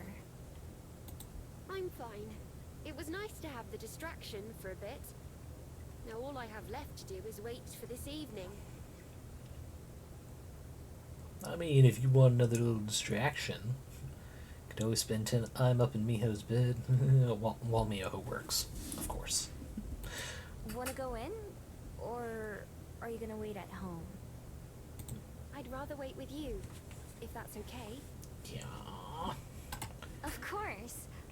I was hoping you'd say that. Aspen holds out her hand and I take it. Together, we step back into the library and wait for the appointed hour to arrive.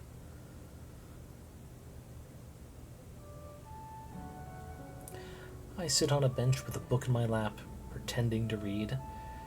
In reality, I'm not even trying. I'm watching the plaza across from me where Aspen sits at a table alone. I offered to sit with her, but she declined, saying this was something she needed to do alone. Still, she knows I'm watching, even if I'm too far to hear. Pulling my phone out of my pocket, I slowly type a message wishing Aspen good luck and send it. From a distance, I see her check her phone, and an instant later receive a few heart emojis in response. Just then, a stranger approaches her, and the two of them talk for a second before Aspen jumps up to shake their hand. Then they both sit back down, and Aspen scoots her chair in closer. They chat for a long while, enough for the waitress to come out and refill their drinks several times. From what I can tell, it looks like the agent is doing most of the talking, and Aspen is mostly listening. Even from behind, I can tell when she's saying something, because of the way she sits up and starts to move about animatedly. After a while, the agent pops open their briefcase and passes some papers to Aspen, who stares at them. The agent stands, and a few seconds later, Aspen does too. They shake hands a second time before the agent pays their bill and leaves, Aspen lingering at the table. When a couple more minutes pass by and she still doesn't move, I get up and go to her instead. Hey, you. Ooh. Is she not happy? Startled, Aspen looks around before looking up to see me. Oh, Miho! Sorry to keep you waiting. I was just... It's alright. I don't mind. How'd it go? The fact that I have to ask means I already know the answer. If it had gone as hoped, then I'm sure Aspen would be out of her seat jumping for joy. It went... fine, I think. You think? Yeah. Shall we head back to the library? It's rather hot, isn't it? Dodging the subject, I see. Sure. Let's go. It's not hot at all. In fact, it's downright pleasant. But I'm sure that's not the real reason she wants to get out of here.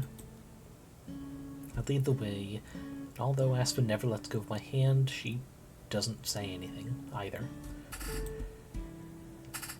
The library still has a few guests in it when we get there, but we pass them by and head to the dining room instead, only to find it's already occupied. Oh, hello. Juliet has papers of her own spread out on the table, but she sweeps them together and tucks them away as she greets us. Hey! Still silent, Aspen distractedly sits down, already pulling out the packet the agent gave to her to examine. Juliet gives me a questioning look, and I offer a tiny shrug in response. I assume we're going to find out what's on Aspen's mind soon. There are two parts of the packet. The first one is huge, almost as thick as the book.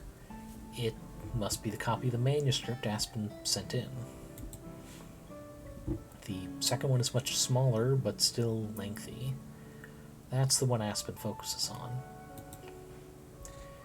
She reads over the document, which has to be at least a dozen pages long, if not more. Even worse, the printed words are really tiny. Finally, she puts both bundles into her bag, chewing her lip before speaking. I think I can do this. Do what? Aspen snaps her attention to me like she just noticed she's not alone.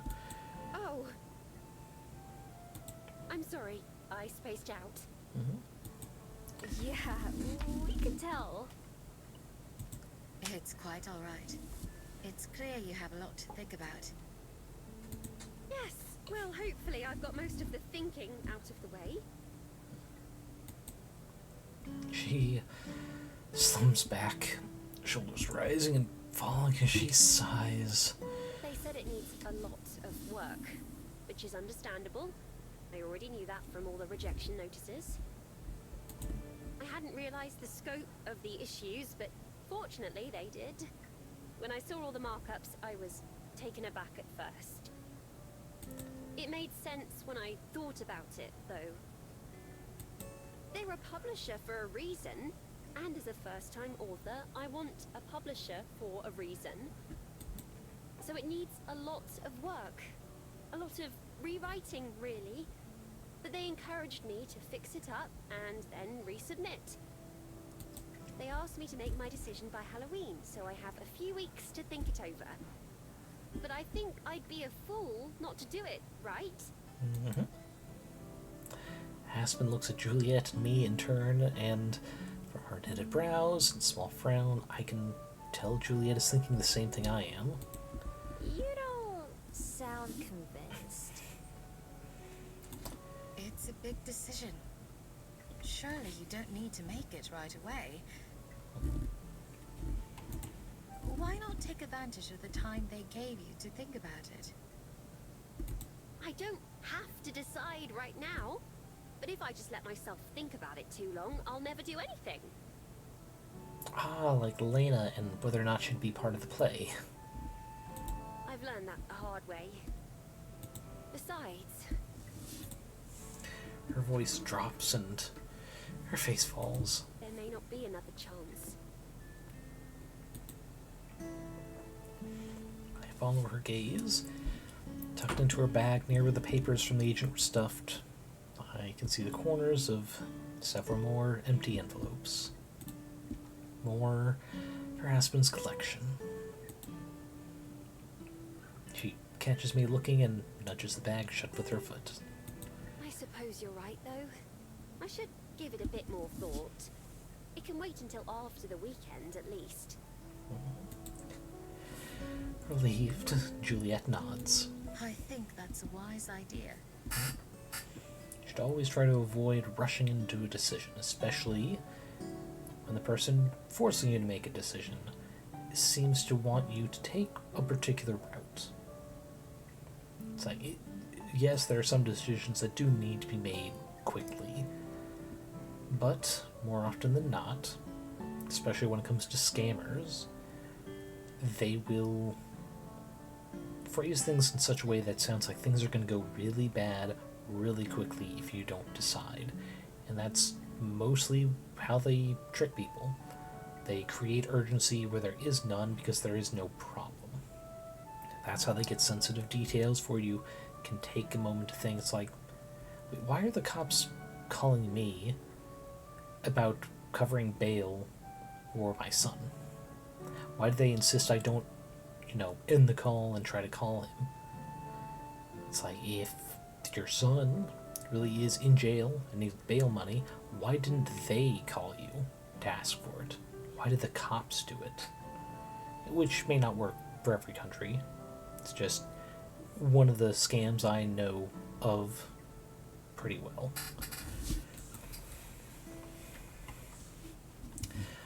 But we spend the rest of the evening together, chatting and having a good time. None of us mentioned writing or Aspen's book again, including her. Still, there's something in the way she talks and laughs, like she's only half listening. I'd hoped that her meeting would make Aspen feel better and relax again, the way she was on her date at the gardens. Instead, it seems like it's done the opposite. It's hard to see her struggle. I wish there was something I could do. I'm the least qualified person to give Aspen advice on something like this. I don't know anything about books, or writing, or publishers. I do know how important writing is to her, and how many of her dreams revolve around it. I know how hard she's worked, and I will keep working. And will keep working. Don't know why I put I in there. No matter what, I also know that it's something she'll have to decide for herself, with or without advice from Juliet and me. Of course, I'll support Aspen no matter what she chooses. I just hope that whatever decision she makes, she won't end up regretting it later. By the time Aspen has to head home, she's perked up a little bit, but not enough to make me stop worrying about her. Still, she does say goodbye with a kiss and a smile, and a promise to come by in the morning. Right now, that'll have to be good enough for me. On Saturday morning, I wake up around my usual time, but linger in bed for a while. I can hear the distant sounds of Aspen and Juliet having an animated conversation. Aspen laughs, then Juliet laughs. I don't know what they're laughing about, but I smile too. I just like hearing my girlfriend laugh, after all. No matter what kind of troubles are weighing on our minds. If she's able to laugh despite everything, then that's a win in my book. Aside from a couple hasty meals, it's been a while since the two of them have really gotten to spend much time together. Sometimes it's easy to forget that they've known each other longer than they've known me. Outside, it's shaping up to be another beautiful day. There are clouds, but none of them are rain clouds. The trees and grass sway in a gentle breeze beyond my window. I've had more beautiful days here than I can count. Even Wellington weather at its worst isn't so bad from indoors.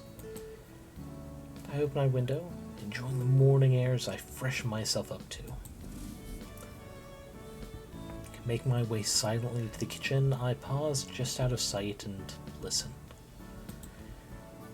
I've given it lots of thought. I have, but I still can't decide. Regina really wants me to take it, of course, but... Ooh, the other store. But there are good and bad parts of both. Exactly. I feel like... I'm not sure who to compare it to. No need to compare. I understand what you mean. For a little while longer, I stay where I am, unseen. Not because I want to eavesdrop or spy on Aspen and Juliet, but because I don't want to interrupt them. I just want to let them talk. Maybe I'll do just that. Hearing Aspen express some of her worries, and hearing Juliet offer words of encouragement, reminds me of some of my earliest days here. Both of them changed their lives around to include me, which is something I'll always be grateful for. Oh, Brandon's gonna pop off to sleep? No worries. Sleep well, sweet dreams, and I will see you around. You wonderful bard, you. It's a good time to take a stretch myself. There we go.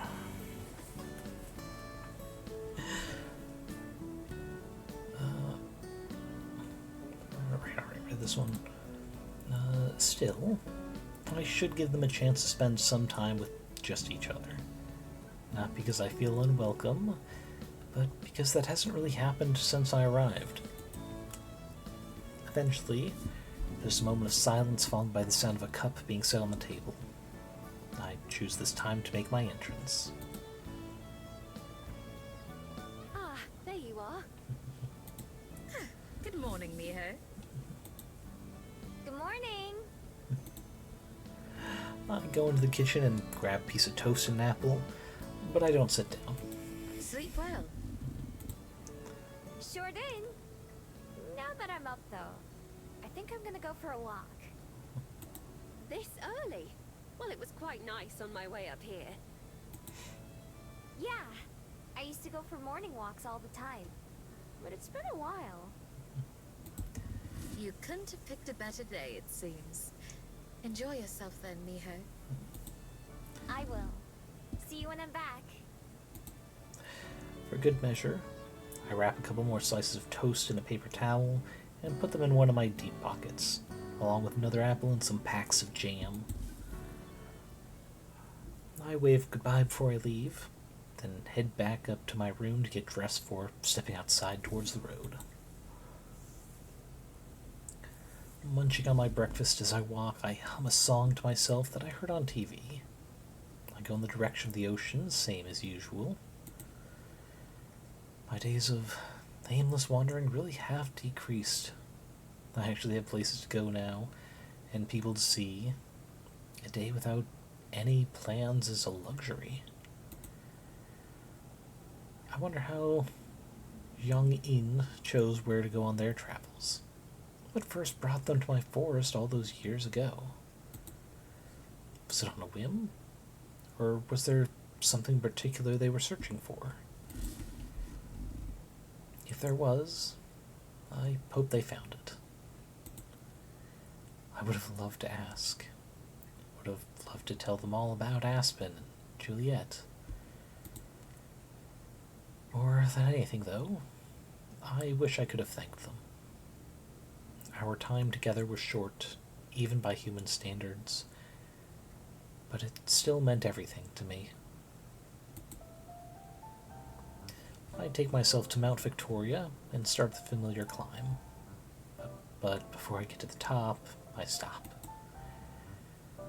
It's only been a couple days since I last came here and saw Silver. Trying to visit her again so soon might be pushing my luck. But then again, so is trying to visit her at all. The lukewarm toast and apple in my pocket aren't much, but if she lives anything like I did, she'll still probably appreciate them. Even if she doesn't say it. Instead of transforming, I stay on 2 feet, heading in the same direction I went last time. I'm not too concerned about finding her. If she wants to be found, she will be. Keeping my eyes and ears peeled, I watch for a glint of silver fur or the sound of a snapping branch. When I finally spot her, it's purely by accident and having successfully but unintentionally stuck up again. Once again, she's in her human form rather than fox. With her back to me, she kneels at the edge of a patch of grass, attention focused on something I can't see.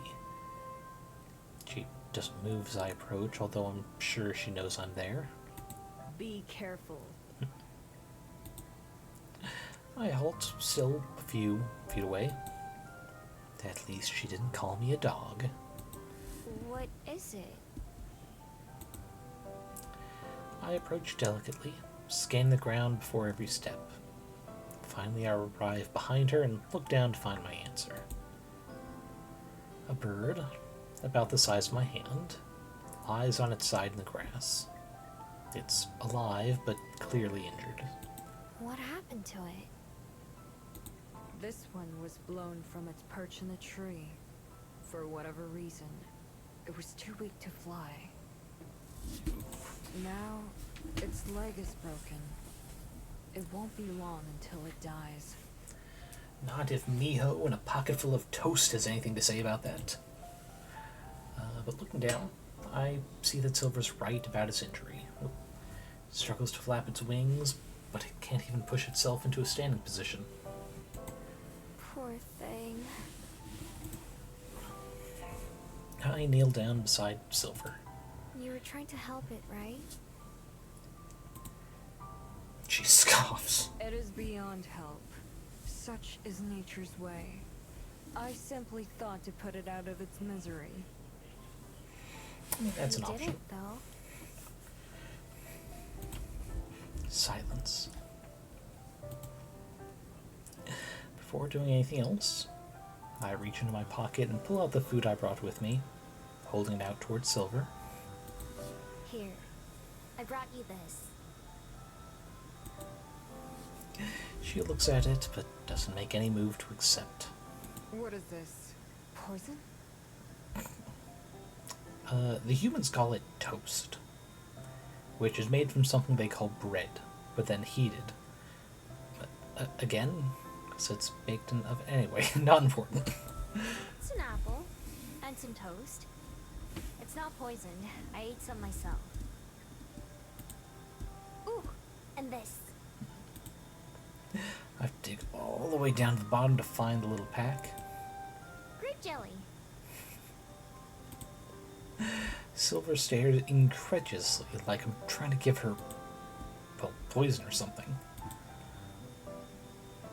I set the food down by her knees and turn my attention back to the bird. Let's get you some help, Birdie. I cut my fingers together and reach for the bird, which finally gets a reaction from Silver. What are you doing? Her voice is sharp like a knife. I'm going to take this guy back home. I may not know what to do, but I'm sure Aspen or Juliet will. It's better than just leaving it out here to die. Why? It's weak. Even were it to survive today, it's only a matter of time before something else claims its life. Not if Mio has anything to say about it.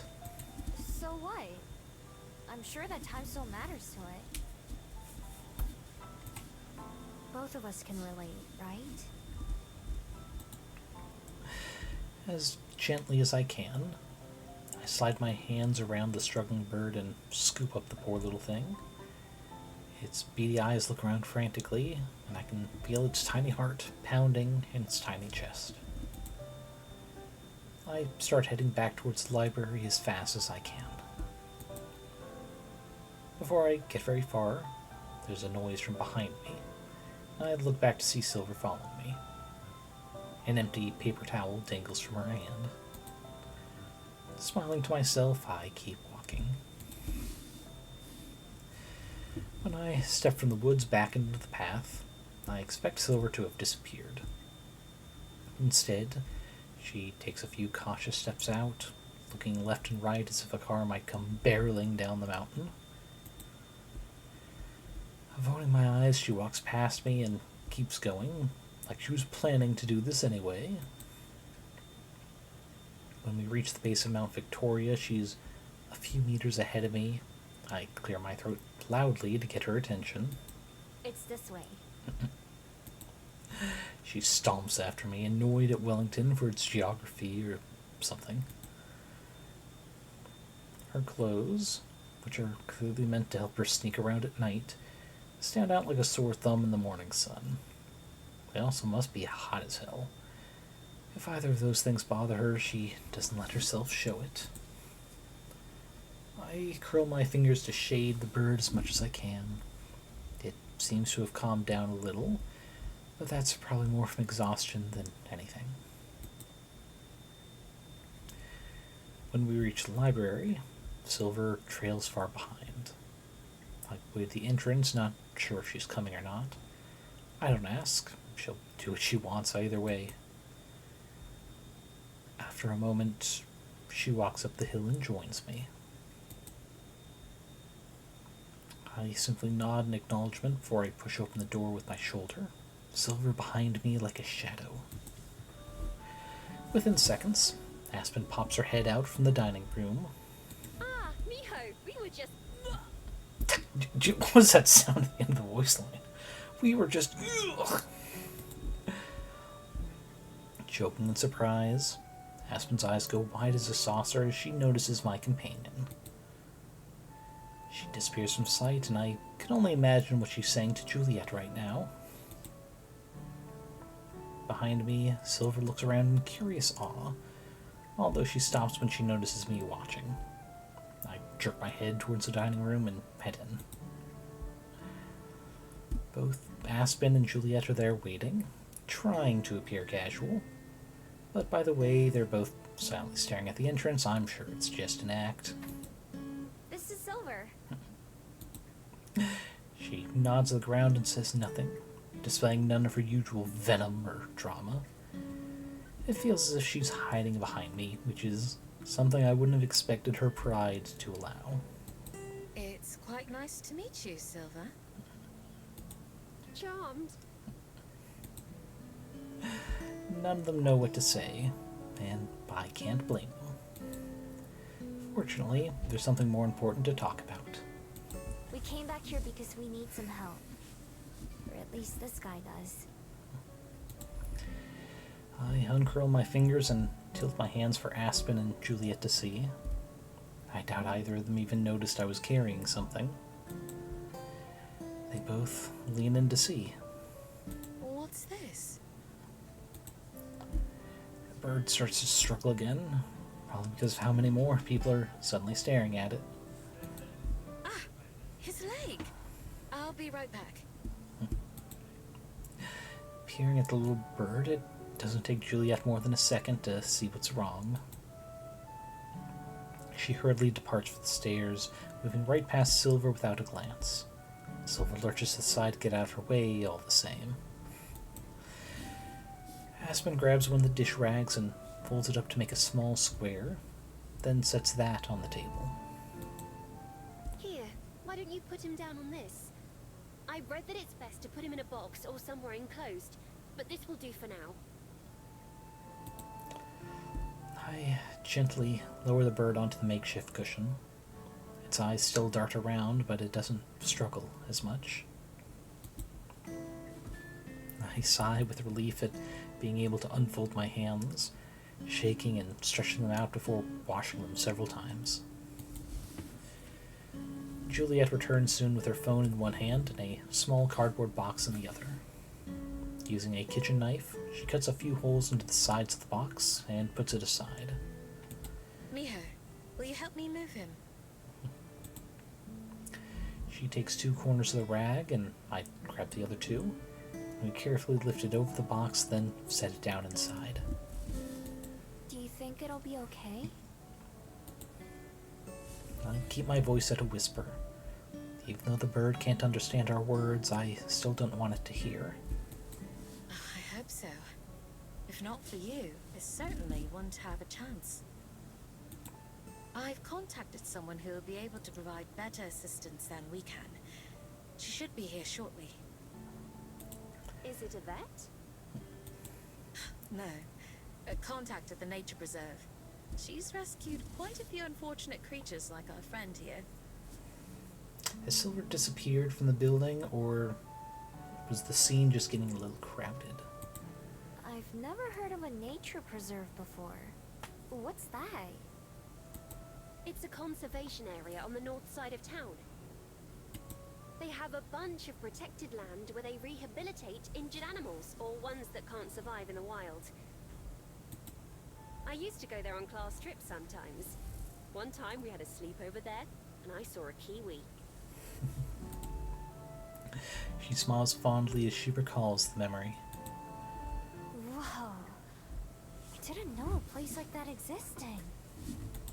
It's far from the only one. There are dozens more in New Zealand alone, of all different sizes. Looking at the box on the table, I can't help but feel a little bad for our friend. He's probably never going to see his home on Mount Victoria again, and he doesn't even get a say in it. But where he's going doesn't sound half bad. Like Juliet said, he probably wouldn't have even survived if he'd been left on his own. If not for me and for... Silver? I only now realize that she's gone. Oh, I didn't even notice her leave. That does seem to be her special talent. Probably her magic, too. She's like that. I go out into the hallway, looking up the stairs and around the room for her. The front door's open, but only a crack. Something's keeping it from closing. Walking over, I spot something on the floor jammed between the door and the wall. It's the gnawed core of an apple, wrapped in a breadcrumb-covered paper towel. Laughing, I pick it up and throw it in the trash, letting the door shut behind me. In the dining room, Aspen and Juliet are both seated again. It's far past Juliet's bedtime, but she looks as awake and alert as I've ever seen her. I sit down too, waiting for the question that I know is coming. It doesn't take Aspen more than 2 seconds. So, who exactly was that? Obviously she was a Gumiho, but... I take a deep breath and try to think of where to begin. It's a long story. See, she used to be a dick, but then I realized she has more human side to her that I connect with. And now we're friends, question mark. You know that's my favorite kind. Nodding, I finally settle on where to start. She used to be a fox, just like me.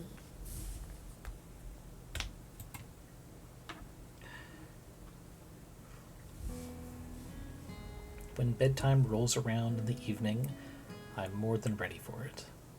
Climbing over my bed to reach the window, I pause for a moment to enjoy the breeze. I've kept it open all day. Oh, she's gonna be in here, isn't she? As I reach up to pull it shut, the wind intensifies for just a moment. The flowers on my desk shake and my scroll rolls off the edge and onto the floor.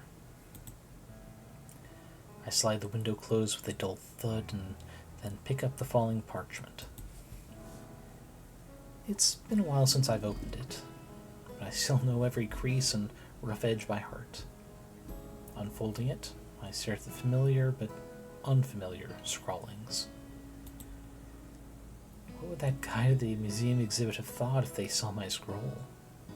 Could they have read it? Well, they probably would have thought I stole it from somewhere. No matter what it says, I probably got more use out of it than young Ian never expected. What kind of person gives a scroll to a fox? Then again, that was part of what made them so special. My phone buzzes, and I set the scroll back down as I see Aspen's picture appear. Hey! Hey, you weren't in bed yet, were you? Nah, not yet. Soon though.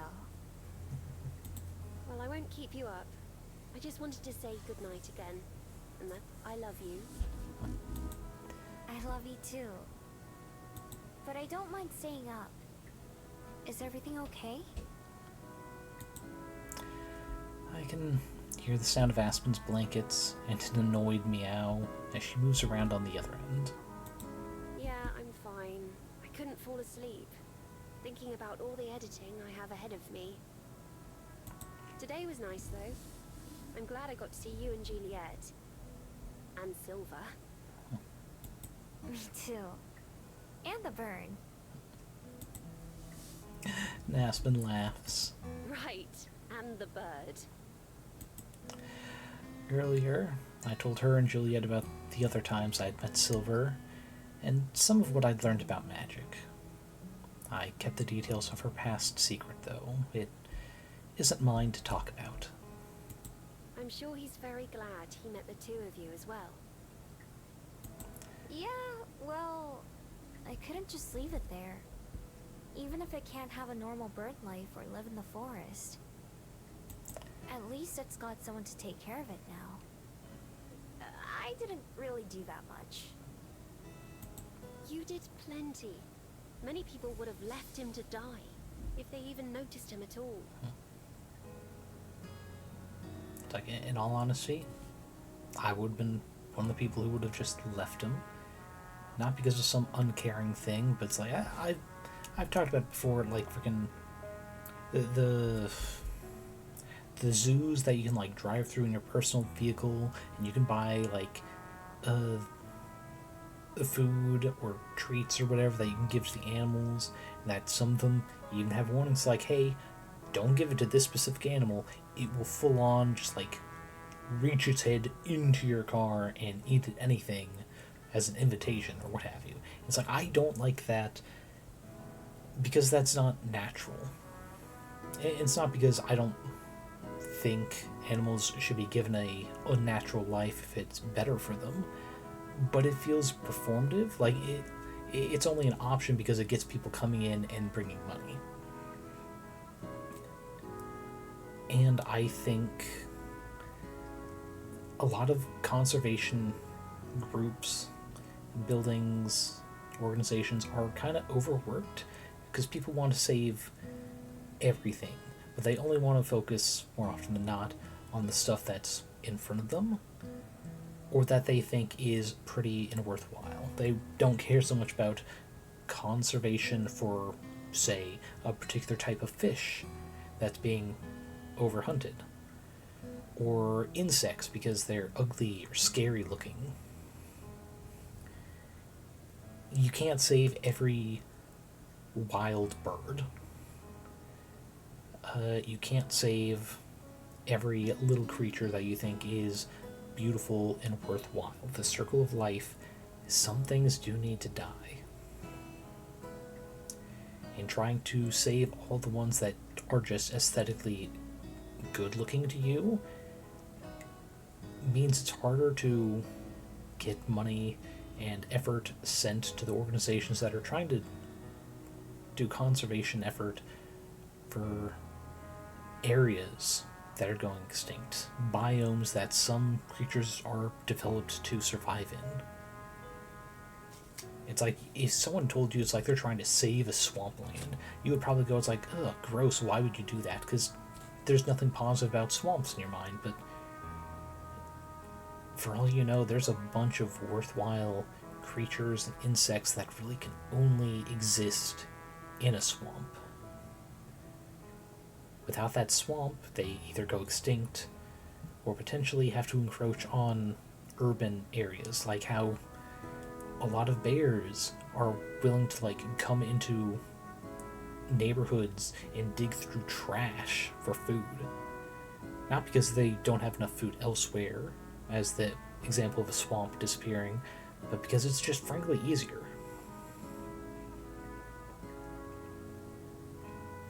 And I think more people need to get used to the idea of conservationism, not because you care about every little thing and you think all of it deserves a better fighting chance for when accidents happen, but understanding that circle of life, sometimes situations you don't like a pretty melodious bird, are going to die, and you need to be okay with that. It's like letting a random one die is not the same as their entire species going extinct. And if you really care about every little pretty bird, you would keep your fucking cats indoors. Yes, that's where I was going with this. If you want to save a bird that is injured its wing, but you also have cats that you let wander outside because, they're just so bored inside, don't have a fucking cat. If you can't entertain your cat indoors, and indoors exclusively, you do not deserve to have a cat. And another thing, if you can't have a cat without being okay with fixing it, and you're letting it go outdoors, letting it either get pregnant or get other cats pregnant, you are also a horrible cat owner. So many little pretty creatures are overhunted by cats who don't need them to eat but will hunt regardless. And I do in fact blame every single cat owner that lets them wander outside. You want to train your cat to wear one of those little, like, not vests, the belts that go across their, like, chest and torso so they can go on walks without slipping out of a collar? Do that. But don't let them wander wherever. Especially if you live within a mile of a fucking train track. Like, I'm not even a quarter of a mile away from a train track. I would never have a pet outside that could potentially run away when it's that close. Trains go through all the time, even if I only notice them at night when it's annoying. And that too, in a small way, is animal conservation. Sometimes the pretty things need to die, even if you wish they didn't. And there's nothing wrong with that.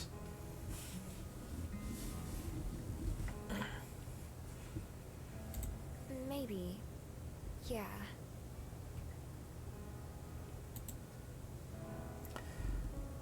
I also didn't tell her and Juliet about how Silver thought we should just abandon him, too.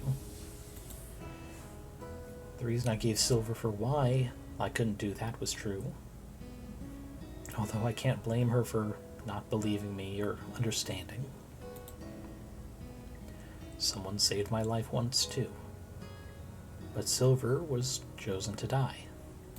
I thought that it should have a chance too. Even though it's just a bird, it's still alive. I'm sure people would have said I'm just a fox before. I didn't even know how to help it. I just hoped you or Juliet would. That was really the lucky part. That and Juliet knowing someone else to contact.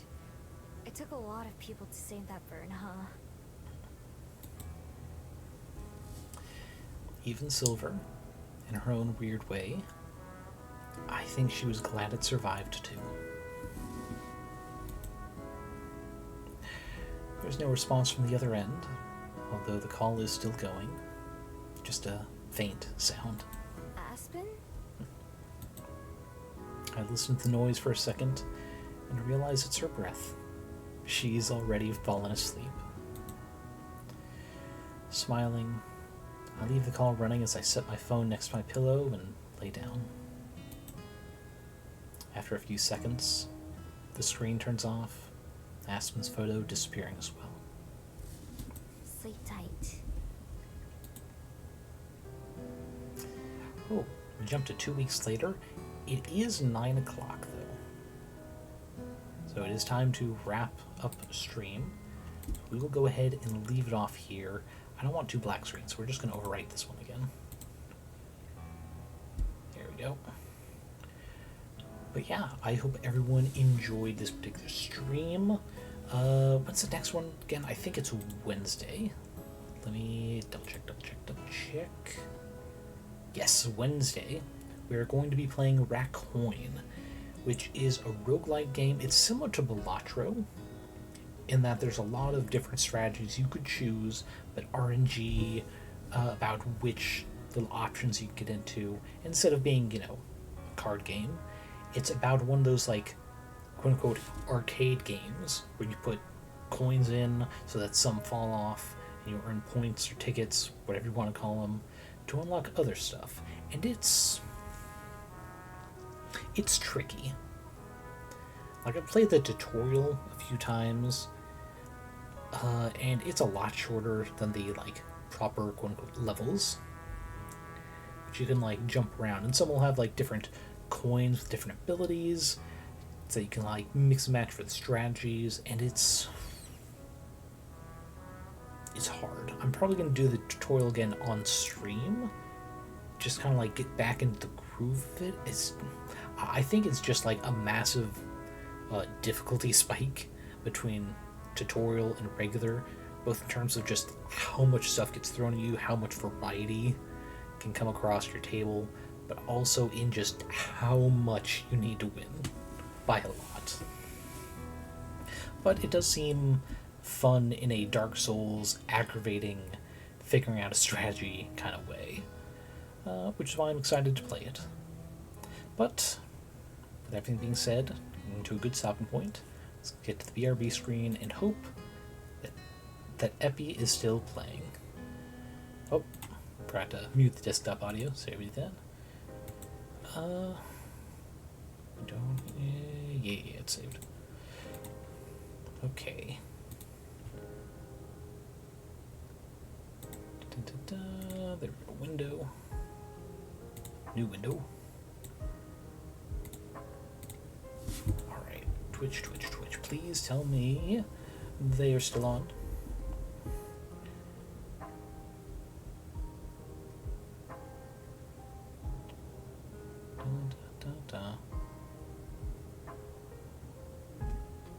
Dang, I must have missed it. God. I will do double check by just going directly, because I am just a little bit scared that there is some issue with Twitch. It feels like sometimes I know someone's on and it just does not show me. Yeah, they're still on, but it wasn't on. What is going on? Yeah, I'm still following. I'm still getting alerts. The logo's still the same. It's just not showing up the fucking sidebar Twitch. Ugh. It's getting worse and worse, I swear. But yeah. They're playing Submachine. One of those point-and-click flash games. And there's oh so many of them. Many in the series. But they've been playing it slowly but surely over several weeks to get through from the first game to the current. Well, the latest, I should say. Oh. I accidentally typed raid incorrectly. There we go. As always, my wonderful tome readers, hope you're eating enough, drinking enough, getting enough sleep. Take care of your body so your body can take care of you. But also, take some time to do something mentally enriching. Engage in a hobby, well, your favorite hobby, not like a brand new one. Hang out with friends, even if it's just over like text or voice chat in Discord. It's really hard nowadays. For me at least, to kind of get that energy, even with roommates, to just hang out without there being some like goal other than just being near other people. And it's hard to remember until like it starts taking a toll on you that human interaction is important as well. So please take care of your body and your mind. And well, for the raid message today, go ahead and do our usual. It's been a wonderful little game. Hope to see you guys next week for the continuation, if not Wednesday, for Rack Wine. See you around.